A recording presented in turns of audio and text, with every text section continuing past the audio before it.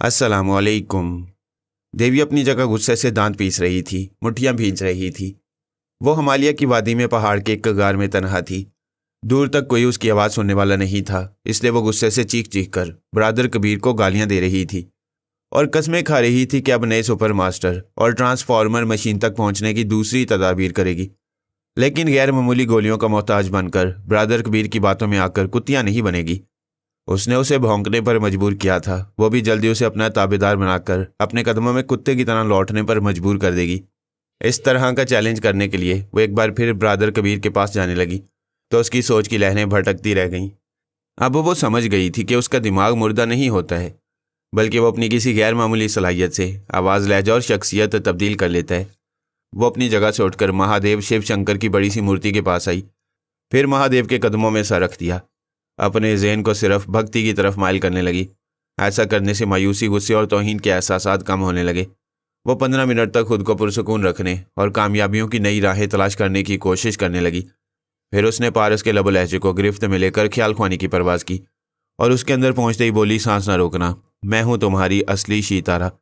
अच्छा तुम हो, पिछली बार तुमने कसम खाकर कहा था कि खुद मुझसे वॉशिंगटन में मुलाकात करोगी, लेकिन मेरे वॉशिंगटन आने से पहले ही बहाना किया कि तुम्हें किसी ने अगवा कर लिया है। उसके बाद तुमने राब्ता नहीं किया। आखिर ये चक्कर क्या है? मैं तुमसे मोहब्बत करती हूँ, इसलिए झूठ नहीं बोलूँगी, तुम्हें धोखा नहीं दूंगी, मेरी बात का यकीन करो। MIM का सरबराह ब्रादर कबीर दोहरी चालें चल रहा है। एक तरफ इस्लामी तंजीम का अलमबरदार बना हुआ है, दूसरी तरफ बदतरीन हुसन परस्त और अय्याश है। उसने मुझे अगवा किया था। ओहो, फिर तो उस अय्याश ने तुम्हारे हुस्न शबाब की धज्जियाँ बिखेर दी होंगी। जल्दी बताओ, मेरा दिल डूब रहा है। जो मेरी अमानत थी उसमें क्या ख़यानत हो चुकी है?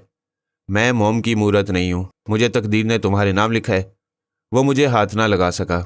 मैं अपनी आत्मा शक्ति से खुद को बचाती रही, फिर उसे हलाक करके उसकी कैद से निकल आई। क्या वाकई तुमने MIM के सरबराह को हलाक कर दिया है? हाँ, मगर एक बात तो समझ में नहीं आती। इससे पहले भी वो कई बार मर चुका है, मगर अजीब बात है कि जिंदा होकर फिर इस दुनिया में चला आता है। ये तो यकीन करने वाली बात नहीं है। हाँ, ये कभी नहीं होता कि मरने वाला कुछ अरसे बाद जिंदा हो जाए। मुझे यकीन है कि वो गैर मामूली अमल जानता है, अपनी आवाज़, लहजा और शख्सियत वगैरह बदल कर जिंदा रहता है और मुझे मरने का यकीन दिलाकर अहमक बनाना चाहता है। तुम्हें अहमक नहीं बनना चाहिए। तुम दूसरों को अहमक बनाने के लिए पैदा हुई हो। तुम बताओ, तुमने उसकी कैसे रिहाई हासिल करते ही मुझसे रब्ता क्यों नहीं किया? कर तो रही हूँ, अभी 1 घंटे पहले रिहाई हासिल करके एक खुफिया रिहाइशगाह में आकर तुमसे बातें कर रही हूँ। मैंने कहा था कि तुम दूसरों को अहमक बनाने के लिए पैदा हुई हो, मगर मुझे तो अहमक न बनाओ। पापा कह रहे थे कि तुमने पिछले चंद दिनों से भारत में उनके खिलाफ महाज बना रखा है। उन्होंने मुझे ताकीद किया कि तुम्हें अपने दिमाग में ना आने दूं। ओह गॉड, ये तो मेरे खिलाफ ज़बरदस्त साजिश हो रही है। क्या तुम ये कहना चाहती हो कि पापा झूठ बोल रहे हैं और तुम्हारे खिलाफ साजिशें कर रहे हैं? हरगिज़ नहीं, तुम्हारे पापा मेरे लिए मोहतरम है। मेरी बातों को समझो। मैं खुद साजिशों का शिकार हो रही हूँ। मेरे मुकाबले में एक नकली देवी शीतारा न जाने कहाँ से पैदा हो गई है और किसी मुल्क या किसी तंजीम के लिए काम कर रही है। वैसे वो नकली देवी अच्छी तरह समझ गई है कि खुद मुझसे मुकाबला नहीं कर सकेगी, इसलिए उसने पहले ब्रादर कबीर को मेरे खिलाफ भड़काया, फिर मेरे नाम से तुम्हारे पापा के मुकाबले में आई होगी। पारस ने कहा, अगर ऐसा है तो वो नकली देवी तुमसे ज़्यादा खतरनाक है। हम सब अपने पापा पर फख्र करते हैं और उस नकली ने हमारे पापा को भी गुमराह कर दिया और वो धोखा खाकर तुम्हारे खिलाफ हो गए। बिल्कुल यही बात है। मेरा एक बहुत ही अहम यहूदी टेलीपैथी जानने वाला दाऊद मंडोला था। उस फ्रॉड देवी ने उसे भी ट्रैप कर लिया। उसका ऐसा ब्रेन वॉश कर चुकी है कि मैं आत्मा शक्ति के जरिए भी मंडोला के अंदर नहीं जा सकती। प्लीज़ अपने पापा को असल सूरत हाल से आगाह करो। मैं उस देवी के फ्रॉड को साबित करने के लिए तुम्हारे पापा की मदद चाहती हूँ। चूँकि मैं तुम्हारी इज्जत हूँ, इसलिए तवक्को करती हूँ कि तुम ब्रादर कबीर से मेरे गवाह के इंतकाम लोगे और अपने गैरतमंद होने का सबूत दोगे। आह, मेरी शीतारा, मेरी गैरत को ना ललकारो। बस मुझे इतनी मोहलत दो कि वो कम ज़र्फ़ ब्रादर कबीर दोबारा ज़िंदा होकर हमारी दुनिया में आए। फिर मैं उसे ऐसी मौत मारूंगा कि वो कभी ज़िंदा होकर वापस नहीं आ सकेगा। क्या तुम MIM के मुजाहिदीन से रब्ता करके ये मालूम नहीं कर सकते कि उनका सरबराह कहाँ है? वो यकीनन नए लबो लहजे और नई शख्सियत के साथ MIM की तंजीम में मौजूद होगा। तुम मेरी मक्काराना चालों से वाकिफ़ हो। इसी तरह मैं दुश्मनों की चालें भी खूब समझता हूँ। जैसा कि तुम भी जानती हो, उसके पास गैर मामूली गोलियाँ हैं। वो अपनी तंजीम में साया बनकर रहता होगा तो उसे मालूम हो जाएगा कि मैं उसे तलाश कर रहा हूँ। ऐसे में वो होशियार हो जाएगा, फिर मुझसे दूर रहने की राहें इख्तियार करता रहेगा। तुम दुरुस्त कहते हो, हमें सब्र करना चाहिए। लेकिन मैं वो गैर मामूली गोलियां हासिल करने के लिए बेचैन हूँ। क्या ये सुराग लगाया नहीं जा सकता कि उन गोलियों के तैयार करने का जो फार्मूला है उसे कहाँ छुपा कर रखा है? पारस ने कहा, ज़रा सोचो, वो फार्मूला तुम्हारे पास आता तो तुम इसे तहरीर की सूरत में रखती या टेलीपैथी के जरिए से अपने जहन में नक्श कर लेती। इसके बाद उस तहरीरी फार्मूले को जला डालती ताकि वो कभी दुश्मन के हाथ न लगे। मैं तो उसे जहन नशीन करते ही जला डालती। फिर यकीन करो कि किसी खास मातियत मुजाहिद ने उस फार्मूले को तनवीमी अमल के जरिए ब्रादर कबीर के जहन में नक्श कर दिया होगा। फिर कबीर ने उसे जला डाला होगा। वो कायल होकर बोली, वाकई वो बड़ा मक्कार है। उसने भी यही किया होगा। हमें सब्र करना होगा। हाँ, अल्लाह ताला सब्र का फल देता है। फल मीठा भी होता है और कड़वा भी। वो अच्छे को अच्छा सिला देता है और बुरे को उसके बुरे अंजाम तक पहुंचाता है। तुम भी सब्र करो, बहुत अच्छा सिला मिलने वाला है। वो थोड़ी देर गुफ्तगू करने के बाद दिमागी तौर पर फिर अपनी जगह हाजिर हो गई। जिस तरह वो बात बनाना चाहती थी उस तरह बात नहीं बन रही थी। फिर उसने ब्रादर कबीर से मुत्तहिद होकर नए सुपर मास्टर और ट्रांसफार्मर मशीन तक पहुंचना चाहा, मगर उसने उसे कुत्तिया बनाकर भौंकने पर मजबूर कर दिया। फिर ये तदबीर जहन में आई कि वो खुद को पारस की इज्जत और गैरत बनाकर उसे तैश दिलाए, फिर ब्रादर कबीर से लड़ा दे। उससे यकीन था कि ब्रादर कबीर के मुकाबले में पारस ज़ोरदार और नहायत ही मक्कार है। वो ब्रादर कबीर को फना करके उससे गैर मामूली गोलियां और फार्मूला भी हासिल कर लेगा। उसकी दानिस्त में पारस एक गैरतमंद मोहब्बत करने वाले की हैसियत से जोश में आ गया था, मगर सब्र की दीवार खड़ी हो गई थी और वो सब्र नहीं कर सकती थी। जल्द से जल्द नए सुपर मास्टर और तीनों फौज के नए आला अफसरान के अंदर पहुंचकर साबका सुपर मास्टर और फौजी आला अफसरान की तरह उन्हें भी अपना मामूल और ताबेदार बना लेना चाहती थी। इसके बाद ट्रांसफार्मर मशीन तक पहुंचकर फ़ायदा उठाते रहने का मौका मिलता रहता। फिर यह भी गवारा नहीं था कि ब्रादर कबीर अपने मजीद मुजाहिदीन को साया बनाकर उस मशीन से गुजार कर अपनी एक टेलीपैथी जानने वालों की फ़ौज बनाता रहे। जब अपनी तदाबीर नाकाम होती रहीं तो ऐसे वक्त ज़हीन मुशीरों की ज़रूरत पेश आती है। माई खरारे 10 ज़हीन मुशीरों पर भारी था। देवी ने उसे अपना मामूल और ताबेदार बनाते वक्त सोनिया की आवाज़ और लहजा इख्तियार किया था। वो जानती थी कि किसी दिन फरहाद किसी सिलसिले में माई खरारे के पास आएगा। हरारे सांस रोक लेगा तो वह समझ लेगा कि देवी ने उस पर अमल किया है, लिहाजा वो अपनी किसी ख्याल ख्वानी करने वाली को देवी बनाकर हरारे के अंदर पहुंचा देगा। फिर देवी के तनवीमी अमल का तोड़ कर लेगा। उसने जहानत से सोचा कि फरहाद कभी यह समझ नहीं पाएगा कि देवी ने उसी की सोनिया के लबो लहजे में हरारे को अपना ताबेदार बनाया है। इसमें कोई शक नहीं था कि देवी मेरे खिलाफ नफसियाती चालें चल रही थी। मैं आइंदा एक अरसे तक उसकी इस चाल को समझ ना सका। वो हरारे के अंदर आकर सोनिया के लहजे में उसे अपने तमाम हालात और वाक़यात बताने लगी। वो सुनने के बाद बोला, देवी जी, आपकी एक चाल में खामी है और एक चाल में खूबी है। खामी यह है कि आपने अपने अगवा की बात कर डाली जबकि आप ज़ेरे ज़मीन रहती हैं। आज तक किसी ने आपको रूबरू नहीं देखा। ब्रादर कबीर अब तक बहुत ज़हीन और मक्कार साबित होता रहे। वो टेलीपैथी नहीं जानता, लिहाजा कभी आत्मा शक्ति की हामिल टेलीपैथी जानने वाली देवी को अय्याशी के लिए अगवा करने की गलती नहीं करेगा। चलो मैं मानती हूँ मेरी इस चाल में कुछ खामियाँ हैं, लेकिन पारस ने इसे दुरुस्त तस्लीम किया और गैरत में आकर ब्रादर कबीर को कत्ल कर देने का फैसला कर चुका है। पारस को आप क्या समझती हैं? वह मक्कार ज़माना सोनिया का तरबियत याफ्ता बेटा है। वो ब्रादर कबीर की भी जहानत और चालबाजियों को खूब समझता होगा। यह भी यकीन नहीं करेगा कि एक शातिर देवी को अगवा करने की कच्ची चाल चलेगा। फिर उससे पहले फरहाद ने अपने बेटे को आपके खिलाफ बहुत कुछ कहा और उससे भी पहले आपने अपनी डमी के जरिए पारस को कई बार धोखे दिए हैं। मैं आपका ताबेदार हूँ। आपको निहायत दुरुस्त मशवरा दे रहा हूँ कि पारस पर भरोसा न करें। तुम मेरी चालों को एक सिरे से दूसरे सिरे तक रद्द कर रहे हो, इस तरह मेरा दिल तोड़ रहे हो। सच्चे मुशीर की राय सच्ची होती है, उसकी तनकीद मायूस करती है। आप मेरे चोर ख्यालात पढ़कर मालूम कर सकती हैं कि मैं कितनी जहानत और सच्चाई से बोल रहा हूँ। मैं तुम्हारे चोर ख्यालात पढ़ रही हूँ और तस्लीम कर रही हूँ। ये बताओ कि पारस पर भरोसा ना करने का मतलब ये हुआ कि मैंने डमी और एक फ्रॉड देवी का जो शोशा छोड़ा है उसे भी बाप बेटे तस्लीम नहीं करेंगे? कभी तस्लीम नहीं करेंगे। माजी से ताहाल उनके खिलाफ आपकी कारकर्दगी ऐसी रही है कि आप अपना खून बहाकर भी उन्हें किसी बात का यकीन दिलाना चाहेंगी तो वो कभी यकीन नहीं करेंगे। वो हरारे की बातों पर गौर करने लगी। हरारे ने कहा, अगर आप मेरी एक बात हमेशा याद रखें तो बहुत सी गलतियों को खुद से बचाती रहेंगी। मैं तुम्हारी बात को आंचल में बांध कर रखूंगी। इंसान हमेशा खुशफहमी में मुब्तला होकर मात खाता है। आपकी खुशफहमी यह है कि आपके पास आत्मा की किसी हद तक शक्ति है जिसके बायस आप दूसरे तमाम टेलीपैथी जानने वालों से बरतर हो गई हैं। दूसरी खुशफहमी यह है कि आप जब चाहें एक डमी सितारा बनाकर पारस की मसरूफियात पर नज़र रख सकेंगी और एक दिन उसे अपनी मर्जी के मुताबिक अपना धर्मपति बना लेंगी। ये खुशफहमी इंसान के अंदर कैंसर की तरह पैदा होती है। तो उसे मारकर ही दम लेती है। आपकी खुशफहमी उस इंतहा को पहुंच रही है कि अब आप पारस के बाद उसके बाप के मुकाबले में एक डमी देवी का शोषा छोड़ चुकी हैं। हमेशा एक ही कुल्हाड़ी से शहतीर को काटना चाहेंगी तो कुल्हाड़ी की धार कुंद हो जाएगी। वो शहतीर को काटने की बजाय आपके हाथों में छाले डाल देगी। फॉर गॉड सेक, आप फरहाद अली तैमूर के मुकाबले में किसी डमी या फ्रॉड देवी को पेश ना करें। यह महज बचकाना चाल होगी। तुमने मेरी आंखें खोल दी हैं। वाकई ये मेरी खुशफहमी थी कि जो फरहाद मेरी पैदाइश से पहले नाकाबिले शिकस्त फौलाद तस्लीम किया जा चुका है, जिसने बड़ी बड़ी सुपर ताकतों को घुटने टेकने पर मजबूर कर दिया, उससे मैं फ्रॉड करूंगी। मेरी इस चाल में बहुत ही नापुख्तगी होगी। माइक हरारे ने कहा, आपकी जहानत और तजुर्बा बढ़ता जा रहा है। मैं इस बात की दाद देता हूं कि आपने बड़ी हाजिर दिमागी और फुर्ती से अमरीकी और इसराइली टेलीपैथी जाने वालों को फरहाद की गिरफ्त में जाने से बचा लिया। यहूदी तंजीम को पहले की तरह खुफिया रखा। इस तरह काफ़ी ख्याल ख्वानी करने वाले आपकी ताबेदारी में महफूज हैं। आप खूब सोच समझ कर कदम उठाती रहेंगी तो आइंदा आपका एक भी ख्याल ख्वानी करने वाला मारा नहीं जाएगा। मैं अपनी दानिस्त में खूब सोच समझ कर कदम उठाती हूँ। मंडोला भी तुम्हारी तरह बड़ी जहानत से भरपूर मशवरे देता था। इसके बावजूद वो बरादर कबीर इसलिए हम पर हावी हो जाता था कि उसके पास साय में तब्दील कर देने वाली गोलियां। फरहाद के पास ऐसी गोलियां नहीं हैं। फिर आप मंडोला के साथ भारत में नाकाम क्यों नहीं? और आपके 4 टेलीपैथी जाने वाले कैसे मारे गए? उसने बड़ी चालाकी से बेवकूफ़ बनाया था। डॉक्टर साबिर को राग की कैद से निकालकर बाल ठाकरे की बेटी के पास पहुंचा रहा था।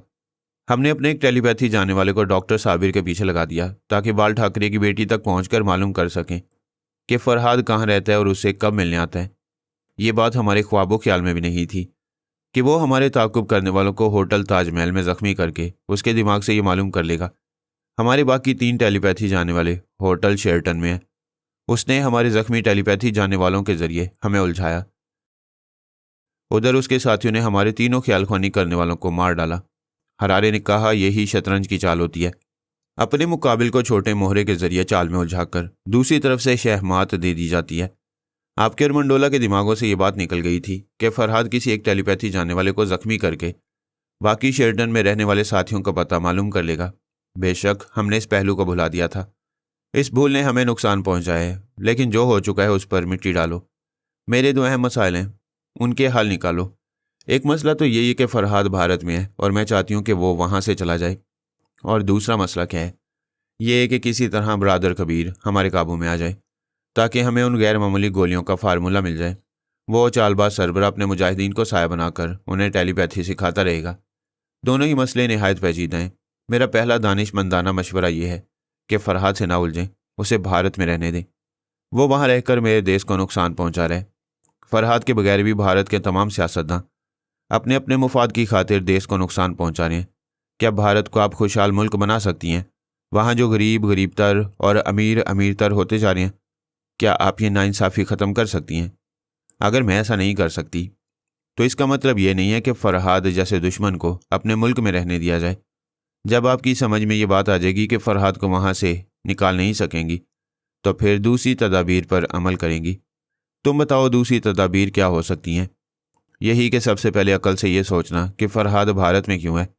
मैं कहता हूँ कि वो कश्मीर की जंग भारत में लड़ रहा है। कमाल है, तुम बड़ी जहानत से वही बात कह रहे हो जो बरादर कबीर ने कही थी। उसने मुझसे वादा किया था कि मेरे किसी टेलीपैथी जाने वाले को नुकसान नहीं पहुंचाएगा, बल्कि कश्मीर का रुख भी नहीं करेगा क्योंकि वहाँ टेलीपैथी जाने वालों का बाप फरहाद मौजूद है। वाकई इस तरह साफ जाहिर होता है कि फरहाद कश्मीर की जंग भारत में लड़ रहा है। जब सही वजह मालूम हो जाए तो आपको फरहाद से दूर रहकर वही चाल चलना चाहिए जो फरहाद चल रहा है। बाबा फरीद साहब के इदारे के हवाले से फरहाद और उसकी तमाम फैमिली फ्रांस में रहती है।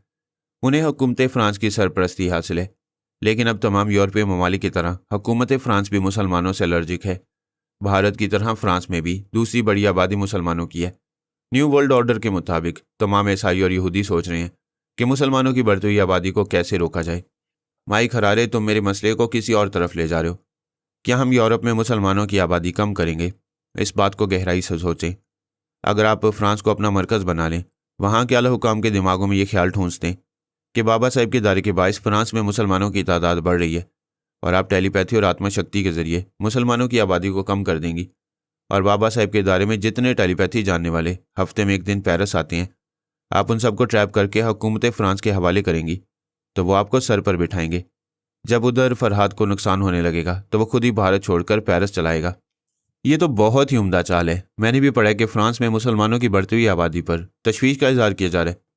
मैं मजहबी जज्बात को उभारूंगी तो फ्रांस के तमाम ईसाई आला हुकाम और ओहदेदारान मेरी टेलीपैथी और आत्मा शक्ति से फ़ायदा उठाने के लिए मुझे वहाँ बड़ी राजदारी से सहूलतें फराहम करेंगे। अब मैं फ्रांसीसी अकाबरीन से राब्ते करूंगी, उनके चोर ख्यालात से मालूम करूंगी कि उनमें कितने अकाबरीन मेरे मिशन को पूरा कर सकती हैं। उनके ज़रिए पेरिस में फरहाद के टेलीपैथी जाने वालों तक पहुंचने की कोशिश करूंगी। इसके बाद आपके लिए ब्रादर कबीर मसला बना हुआ है। फिलहाल मैं ये नहीं समझता कि हम उस मुर्दा और जिंदा हो जाने वाले शख्स से गैर मामूली गोलियों का फार्मूला हासिल कर सकेंगे, लेकिन उसे इन गोलियों के जरिए बड़ा फ़ायदा उठाने से रोक सकेंगे। वो कैसे? अगर नए सुपर मास्टर की खुफिया रिहाइश गाह का जल्द से जल्द सुराग लगाकर उसके अंदर पहुंचा जाए और उस खुफिया अड्डे का पता मालूम किया जाए जहां ट्रांसफार्मर मशीन छुपा कर रखी गई है, तो हम उस मशीन में खराबियां पैदा कर देंगे। फिर ब्रादर कबीर जितने मुजाहिदीन को साया बनाकर मशीन से गुजारेगा तो नाकाम रहेगा। बेशक जब हम फ़ायदा नहीं उठा सकेंगे तो ब्रादर कबीर को भी फ़ायदा उठाने नहीं देंगे, और इसका तरीक़ाकार यही होगा जैसा कि तुम कह रहे हो। इस तरह ब्रादर कबीर से बराह रास्त टकराव नहीं होगा, हम चुपचाप मशीन को नाकारा बना देंगे। देवी जी, आप गौर करें कि मैं ऐसी तदाबीर इख्तियार करने का मशवरा दे रहा हूँ जिन पर अमल करने से फरहाद, पारस और ब्रादर कबीर वगैरह से बराह रास्त कभी सामना ना हो और वो अपनी नाकामियों का इल्ज़ाम आपको नहीं दे सकेंगे। माई खरारे, तुम्हारी शातराना जहानत का जवाब नहीं है। अब तुम किसी भी तरह नए सुपर मास्टर का सुराग लगाओ। मैं फ्रांसीसी अकाबरीन के पास जा रही हूँ। उनका राब्ता ख़त्म हो गया। देवी दिमागी तौर पर हाजिर हो गई। देवी ने चंद बड़े ममालिक में डमी शितारा बनाई हुई थी। पहले वो रात के 12 बजे बारी बारी हर मुल्क की डमी शितारा से राब्ता करती थी, लेकिन पिछले कई माह से वो कभी पारस और कभी ब्रादर कबीर के दरमियान उलझी रही थी। उसे अब तक ये मालूम ना हो सका था कि पारस ही ब्रादर कबीर है। देवी उससे डमी शितारा के पास पहुंच गई जो फ्रांस में थी। फिर उसके जरिए फ्रांस के आला हुकाम और दीगर अहम ओहदेदारान के अंदर पहुंचकर उनके ख्यालात पढ़ने लगी। उनमें से जितने फ्रांसीसी अकाबरीन उसके काम आ सकते थे वो उन पर सोनिया के लबो लहजे में तनवीमी अमल करके अपना ताबेदार बनाने लगी। उसने चीफ ऑफ आर्मी स्टाफ को अपना मामूल और ताबेदार बनाकर पूछा, तुम लोग मुसलमानों के दोस्त क्यों हो और बाबा साहब के इदारे को हर तरह का तहफ़्फ़ुज़ क्यों देते हो? उसने जवाब दिया, पहले तो हमें फरहाद के टेलीपैथी जाने वालों से बड़े बड़े फ़ायदे पहुँचते थे और इसमें शुबा नहीं कि वो तमाम मुसलमान हुकूमत फ़्रांस के वफ़ादार हैं, लेकिन रफ्ता रफ्ता उनकी बढ़ती हुई आबादी ने हमारी हुकूमत और ईसाई फ़िरके को तशवीश में मुब्तला कर दिया है। क्या इस बढ़ती हुई आबादी को रोकने से इसलिए डरते हो कि बाबा साहब के दर में टेलीपैथी जाने वालों की फ़ौज है? हाँ, हमें सुपर मास्टर ने हौसला दिया था। इसराइली हुकाम ने भी कहा था कि वो हमारी भरपूर मदद करने और बाबा साहब के ख्याल ख्वानी करने वालों का मुकाबला करने के लिए अपने टेलीपैथी जानने वालों को यहाँ भेज देंगे। मगर फ्रांस के तमाम अकाबरीन खौफजदा हैं। वह बरसों से फरहाद और उसके ख्याल ख्वानी करने वालों की जहानत और चालबाजियों के कायल हैं। फिर ये सिर्फ फ्रांस के अकाबरीन नहीं, सारी दुनिया ने देखा है कि फरहाद और उसके साथी हमेशा सुपर पावर्स पर गालिब रहे हैं।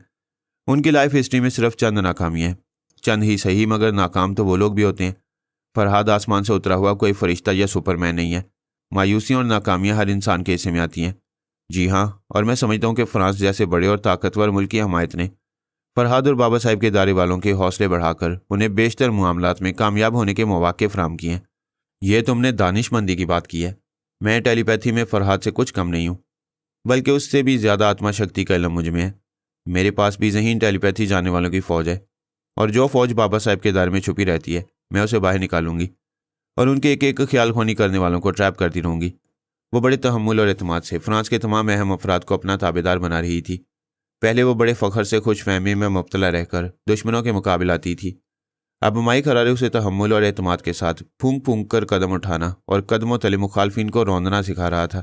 लेकिन फ्रांस के कई अहम हुक्काम और फौजी आला अफसरान ऐसे थे जिनके दिमागों में किसी ने तनवीमी अमल किया था। माई खरारे उनके अंदर ना जा सका, लेकिन देवी ने आत्मा शक्ति के जरिए मालूम किया कि वो लोग किसी ख्याल ख्वानी करने वाले के मामूल और ताबेदार हैं। देवी ने ऐसे एक ताबेदार की सोच के जरिए पूछा, मैं किसका मामूल हूँ? वो आमिल कौन है जो मेरे अंदर चलाता है? उस ताबेदार की सोच ने कहा, मैं तो किसी का मामूल नहीं हूँ। ये मैं क्या सोच रहा हूँ? किसकी मजाल है कि मुझ जैसे शहजोर फौजी अफसर पर अमल कर सके? बेशक मैं शहजोर हूँ, लेकिन शराब पीता हूँ, योगा का माहिर नहीं हूँ। कोई भी मेरी बेखबरी में मेरे अंदर आकर मुझे अपना ताबेदार बना सकता है। देवी ने उसकी सोच में कायल करना चाहा, मगर उसे पता ही ना था कि उसके दिमाग पर कोई आकर मुसल्लत हो जाता है। वो योगा नहीं जानता था, लेकिन किसी ने पराई सोच के खिलाफ उसके दिमाग को लॉक कर दिया था। यही वजह थी कि माई खरारे की सोच की लहरों के दिमाग में पहुंचते ही उसने सांस रोक ली थी। सिर्फ देवी आत्मा शक्ति के जरिए उसके अंदर जाकर उसके ख्यालात पढ़ती रही थी। वो माइक हरारे से बोली, तुम्हारा क्या ख्याल है, फरहाद ने ऐसा किया होगा? हरारे ने कहा, फ्रांस के तमाम हुक्काम और आला ओहदेदारान फरहाद और उसकी फैमिली के हर तरह से काम आते हैं, तो फिर वो ख्वामखा क्यों उन पर तनवीमी अमल करेंगे, जबकि वो सब पहले ही ताबेदार हैं। हो सकता है किसी खास मकसद के तहत फरहाद की ख्यालख्वानी करने वालों ने उन्हें एहतियातन तनवीमी अमल के जरिए भी ताबेदार बना रखा हो। अगर किसी खास मकसद और एहतियाती तदाबीर की ज़रूरत होती तो उनके जनाब तबरेज़ी रूहानी टेलीपैथी के जरिए उन्हें पूरी तरह जकड़ लेते, फिर आप भी आत्मा शक्ति के जरिए उनके अंदर नहीं जा सकती थी। तुमने बड़ी ठोस दलील दी है, लेकिन वह कौन है जो हमारी तरह फ्रांसीसी हुकूमत के अहम मुकाबरीन को ताबेदार बना रहे? ये तो यकीन है कि फरहाद और बाबा साहब के इदारे से ऐसा नहीं किया गया है। अमरीकी और इसराइली तमाम ख्यालख्वानी करने वाले आपके ताबेदार हैं। वो आपकी इजाज़त के बगैर ऐसा नहीं करेंगे। सिर्फ एक बरादर कबीर के ख्यालख्वानी करने वाले रह गए हैं, वो बरादर कबीर के हुक्म से ऐसा कर सकते हैं। वो नागवारी से बोली, हरारे, ये बला मेरे गले पड़ गई है। वो कमबख्त हर जगह मेरे खिलाफ महाज बनाने पहुंच जाता है। देवी जी, आप फ़ौरन ही किसी नतीजे पर ना पहुंचा करें। मैंने अभी एक अंदाजे से कहा है कि वो बरादर कबीर के ख्यालख्वानी करने वाले होंगे, लेकिन दूसरे पहलू पर गौर करें। फ्रांस में बाबा साहब के दायरे का तसल्लुत है, ऐसे में वो MIM का सरबरा अपने ही मुसलमानों के खिलाफ फ्रांस में महाज क्यों बनाएगा? इन तमाम मुसलमानों का आपस में समझौता है। पहली बार बरादर कबीर ने मेरे खिलाफ कश्मीर में इसलिए महाज नहीं बनाया कि वहाँ भारत में फरहाद मौजूद है। समझ में नहीं आता कि फ्रांस में हमारी तरह महाज बनाने वाला कौन है। ऐसा कौन ख्यालख्वानी करने वाला है जिसे हम नहीं जानते हैं? इसी को खुशफहमी कहते हैं। आप हर पहलू पर गौर के बगैर दावे कर रही हैं कि दुनिया के तमाम ख्यालख्वानी करने वालों को जानती हैं। यह खुशफहमी नहीं है। सिर्फ मैं नहीं, तुम भी तमाम टेलीपैथी जानने वालों को जानते हो। बोलो, क्या नहीं जानते हो? नहीं जानता हूँ, और आप भी उन ख्यालख्वानी करने वालों को नहीं जानती हैं जो इधर चंद रोज़ में ट्रांसफार्मर मशीन के जरिए पैदा किए गए होंगे। वो सोच में पड़ गई। हराने ने कहा, हम नए सुपर मास्टर और ट्रांसफार्मर मशीन के नए खुफिया अड्डे के बारे में नहीं जानते हैं। हम इस बात से बेखबर हैं कि नया सुपर मास्टर हम सब की लालमी से फ़ायदा उठाकर कितने अनजाने टेलीपैथी जानने वाला पैदा कर रहा है। फरहाद और बरादर कबीर वगैरह भी ऐसे किसी नए आने वाले तूफान से बेखबर होंगे। वो कायल होकर बोली, वाकई फ़िलहाल फरहाद, बरादर कबीर और हम सब नए सुपर मास्टर को नहीं जानते हैं। तुम भी उसे तलाश करने में नाकाम रहे हो। उस सुपर मास्टर ने सुनहरी मौके से फ़ायदा उठाया होगा और अब भी उठा रहा होगा। टेलीपैथी का हथियार हाथ आते ही वो फ्रांस में हमारी तरह फरहाद और बाबा साहब के इदारे के खिलाफ महाज बना रहा है। हरारे ने कहा, अगर नया सुपर मास्टर ऐसा कर रहा है तो ये बात हमारे हक में है। हम अपने तौर पर फ्रांस में बाबा साहब के इदारे को कमज़ोर बनाएंगे। इस मुल्क से फरहाद और उसकी फैमिली के कदम उखाड़ेंगे। वहाँ की बढ़ती हुई मुसलमान आबादी को कम भी करेंगे और इन मुसलमानों को फ्रांस छोड़ने पर मजबूर भी करते रहेंगे।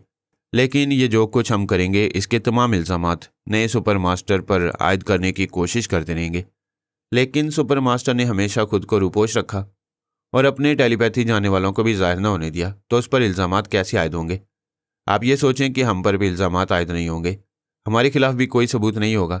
जैसा कि मालूम हुआ है, नया सुपर मास्टर और तीनों फौज के आला अफसरान रूपोश रहकर कंप्यूटर के जरिए अपनी मुल्क की जिम्मेदारियां पूरी कर रहे हैं, तो फरहाद वगैरह उन पर ही शुबा करेंगे कि वो अपनी तरह अपने नए टेलीपैथी जानने वालों को भी आहनी पर्दों में छुपाकर फ्रांस में मुसलमानों के खिलाफ एक खामोश जंग शुरू कर चुके हैं। हरारे, तुम निहायत दानिशमंदी से हर तरह के हालात का तज्जिया करते हो और दुरुस्त करते हो। बस किसी तरह उस नए सुपर मास्टर का सुराग लगाओ। वह चूहा नहीं है कि किसी बिल में घुसा होगा, वो इंसानों की बस्ती में कहीं होगा। प्लीज़ उसे तलाश करो। वो हरारे के अंदर थी और हरारे दोनों हाथों से सर थाम कर सोच रहा था, इस बार कोई ज़बरदस्त शख्स है जो सुपर मास्टर बनकर आया है। जब कोई शिकार हम जैसे शिकारियों के हाथ ना आए तो दानिशमंदी ये है कि हम अपने से बड़े और घाघ शिकारी फरहाद को उसके पीछे लगा दें। दूसरी तरफ बरादर कबीर को हम नया सुपर मास्टर बनकर छेड़ें। जब फरहाद और बरादर कबीर को छेड़ा जाएगा तो वो रूपोश सुपर मास्टर को उसकी कब्र से भी निकाल लाएंगे। वाकई वो शतरंज का आलमी चैंपियन था। बड़ी शातिराना चालें सोच रहा था। बड़ी तब्दीलियां हो रही थीं। पहली तब्दीली तो ये कि देवी ने दाऊद मंडोला जैसे वफादार को कत्ल करके उससे भी ज़्यादा शातिर माइक हरारे को अपना ताबेदार बना लिया था। दूसरी तब्दीली ये कि हरारे के दानिशमंदाना मशवरे के मुताबिक देवी भारत में मेरी मुखालफत नहीं कर रही थी और फ्रांस में एक नया महाज कायम करके कुछ ऐसे ज़बरदस्त इक़दाम करने वाली थी कि मैं उसके भारत देश से निकलकर फ्रांस आने पर मजबूर हो जाता। हमारा ख्याल था कि जल्द ही नए सुपर मास्टर की खुफिया रिहाइशगाह का इल्म हो जाएगा। उसके साथ ट्रांसफार्मर मशीन के बारे में भी मालूम हो जाएगा। मैं चाहता था कि गैर मामूली गोलियों से फ़ायदा उठाया जाए और मेरी फैमिली में शरीक होने वाले आदिल, जहरीली सफूरा, जमीला और हीरो को भी साया बनाकर ट्रांसफार्मर मशीन से गुजारा जाए। इसलिए उन चारों को पारस के साथ वॉशिंगटन भेज दिया गया और लकी 7 को बाबा साहब के इदारे में बुलाया गया था ताकि मेडिकल ट्रीटमेंट के जरिए उसे मजीद नॉर्मल बनाया जा सके। ये तब्दीलियां हमारी तरफ से हो रही थीं। इसके अलावा सानी और अली एक ज़बरदस्त चौंका देने वाला खेल शुरू कर रहे थे। फिलहाल सबसे दानिशमंदाना खेल नया सुपर मास्टर खेल रहा था। वो तीनों फौज के सरबराहों और ट्रांसफार्मर मशीन के साथ रूपोश होकर तमाम दोस्तों, दुश्मनों और दुनिया के तमाम टेलीपैथी जाने वालों को बेहद तजस्सुस में मुब्तला कर रहा था। ये सभी सोच रहे थे कि वो रूपोश रहकर बड़ी दानिशमंदी से काम लेकर ट्रांसफार्मर मशीन से फ़ायदे उठा रहा है और नए नए टेलीपैथी जाने वाले पैदा कर रहा है, जो वजूद में रहकर भी नज़र ना आए, जो पुरस्कार रहे लेकिन कायनात के ज़र्रे ज़र्रे से अपना भेद खोलता रहे। वो ज़ाते पाक सिर्फ अल्लाह ताला की है। दुनिया का कोई बंदा पुरस्कार बनकर नहीं रह सकता। इसी तरह एक दिन उस नए सुपर मास्टर को भी ज़ाहिर होना है। उसके ज़ाहिर होने में कुछ अरसा लगेगा। वो खुले हुए सफ़ात की तरह आंखों के सामने आएगा। लेकिन मैं इस दास्तान को अपनी मखसूस तरतीब के साथ आगे बढ़ाने के लिए जिक्र कर रहा हूँ कि वो हमारी लाइलमी में क्या क्या करता फिर रहा है। उस नए सुपर मास्टर का नाम ए लालास था। वो कट्टर कैथोलिक था। अमेरिका के न्यू वर्ल्ड ऑर्डर के मुताबिक मुसलमानों को उनकी तहजीब से दूर और पसमानदा रखने की सख्ती से हमायत करता था। उसे हम मुसलमान टेलीपैथी जाने वालों से ज़्यादा खतरा था। इसलिए वो पहले मरहले में तीनों फौज के सरबराहों के साथ रूपोश हो गया था। ट्रांसफार्मर मशीन के साबका निगरानी करने वाले अफसरों और फौजी जवानों को वहाँ से तबादला कर दिया था।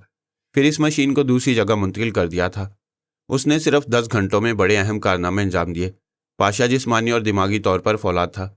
उसने इस फौलाद को एसाबी कमज़ोरी की दवा से कमज़ोर बनाया।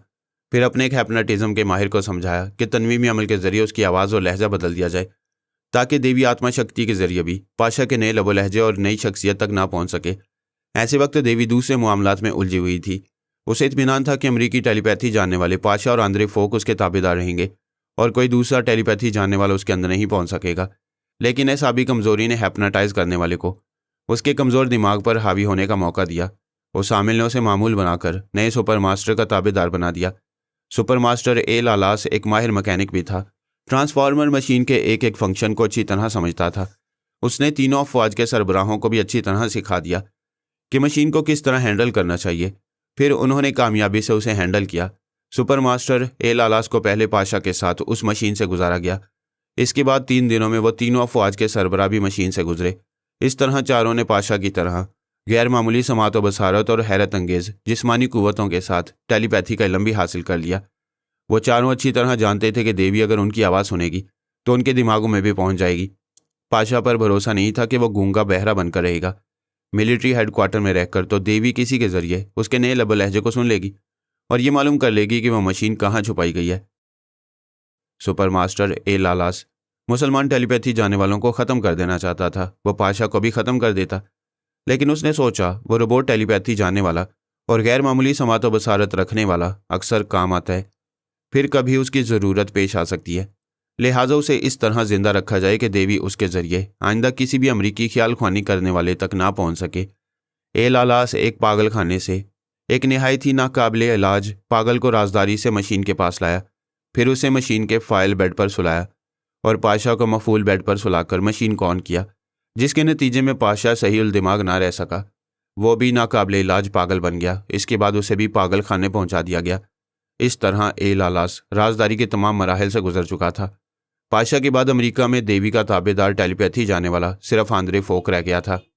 उसे भी हैप्नोटिज्म के जरिए तब्दील किया जा सकता था, लेकिन तब्दीली करने के दौरान देवी उसके अंदर छुपी रहती तो नए सुपर मास्टर के तमाम तरीक़ेकार को समझ लेती। ट्रांसफार्मर मशीन के खुफिया अड्डे को आप पता भी मालूम कर लेती। वो एक आंद्रे फोक की वजह से कोई खतरा मोल लेना नहीं चाहता था, लिहाजा आंद्रे फोक को गोली मार दी गई। अमेरिका में अब टेलीपैथी जाने वाले सुपर मास्टर ए लालास, बर्री फौज का जनरल स्टील ब्रॉक्स, बहरी फौज का चीफ एडमिरल टेरी टेलर और फिजाइया का सरबराह री रेज थे। उन चारों ने यह तय किया कि मशीन के जरिए टेलीपैथी जाने वालों की फ़ौज ना बनाई जाए। फिलहाल वो चारों निहायत राजदारी से ऐसा तरीका इख्तियार करेंगे कि किसी पांचवें की ज़रूरत पेश नहीं आएगी। अलबत्ता उन्हें नाकामियों का सामना करते रहना पड़ेगा। फिर वो अपने काबिल एतमाद ज़हीन और शातिर अफराद को मशीन के जरिए टेलीपैथी सिखाएंगे। उन चारों को देवी से नफरत थी। इस औरत ने उनके कई टेलीपैथी जाने वालों को अपने भारतीय मुफादात की खातिर कुर्बान कर दिया था और अपनी आत्मा शक्ति से साबका सुपर मास्टर और तीनों अफवाज के आला अफसरान को ताबेदार बना रखा था। लेकिन उन्होंने जज्बाती अंदाज में देवी से इंतकाम लेने के ख्याल को अहमियत नहीं दी। एक तो वो कभी रूबरू नहीं आती थी, अगर आती तो उससे निमट लिया जाता। वो चारों अमरीकी थे और न्यू वर्ल्ड ऑर्डर के मुताबिक पहले मुसलमानों की ताकत को ख़त्म करना चाहते थे। फ्रांस का शुमार बड़े ताकतवर ममालिक में होता है और वो मुल्क मुसलमान टेलीपैथी जानने वालों का गढ़ था। उन चारों ने यह अहद किया कि पहले हुकूमत फ्रांस के अहम अकाबरीन को ताबेदार बनाएंगे। यूं उनके अंदर रहकर मालूम करते रहेंगे कि फरहाद और उसके टेलीपैथी जानने वाले साथियों से किस तरह फ्रांसीसी हुकाम और आला अफसरान का रब्ता होता है। वह हुकाम और अफसरान किस तरह उन मुसलमानों के काम आते हैं, उनसे पेरिस वगैरह में कब मुलाकातें हुआ करती हैं और टेलीपैथी जानने वाले बाबा साहब के दायरे से बाहर आकर मुख्तलिफ शहरों में कहाँ क़याम करती हैं। उन्होंने दूसरा अहद यह किया था कि किसी भी मामूल और ताबेदार के दिमाग में जाकर अपने रब लहजे में कभी नहीं बोलेंगे, बल्कि अपने ताबेदार की आवाज़, लहजे और सोच में गुफ्तगू किया करेंगे। इस तरह फरहाद और देवी को कभी उन चारों तक पहुंचने का रास्ता नहीं मिलेगा। उन्होंने चंद ऐसे तरीके अपनाए थे जिनके नतीजे में देवी और माइक हरारे उन्हें ढूंढ निकालने में नाकाम हो रहे थे। पारस ने भी यही बताया कि वहाँ आर्मी हेडक्वार्टर में अचानक तब्दीलियाँ आ गई हैं। सुपर मास्टर 3 आला फौजी अफसरान के साथ मारा गया है।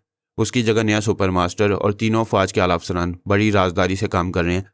अपने आला हुकाम और अपने मातहतों से बराह रास्त गुफ्तगू नहीं करते हैं, कंप्यूटर के जरिए अपनी अहम जिम्मेदारियां पूरी करते हैं। हत्ता कि उन्होंने ट्रांसफार्मर मशीन को भी किसी दूसरी जगह मुंतकिल कर दिया है। आदिल, सफूरा, जमीला और हीरो वाशिंगटन पहुंच गए थे और पारस के साथ थे। उनमें पारस, जमीला और हीरो गैर मामूली समातो बसारत के हामिल थे। वो हज़ारों मील दूर से नए सुपर मास्टर की आवाज़ सुन सकते थे, लेकिन वो और तीनों फौजी अफसरान गूंगे बने हुए थे। शायद बंद कमरों में दीवारों से बोलते हों। कहा जाता है कि दीवारों के भी कान होते हैं। हो सकता है वो तन्हाई में भी ना बुड़बुड़ाते हों। मैंने कहा, इंतज़ार करो, मुर्दे बोलेंगे, ज़रूर बोलेंगे। जब बेजुबान कंप्यूटर बोलते हैं तो वो भी बोलेंगे। क्या इंसान बीमार नहीं पड़ते? इसी तरह मशीनें भी बीमार पड़ती हैं। पारस ने कहा, समझ गया पापा, आपने इंतज़ार करने को कहा है, मैं कल तक इंतज़ार करूंगा। फिर वॉशिंगटन के वाइट हाउस से लेकर आर्मी हेडक्वार्टर तक जितने भी कंप्यूटर हैं उन्हें बीमार बना दूंगा।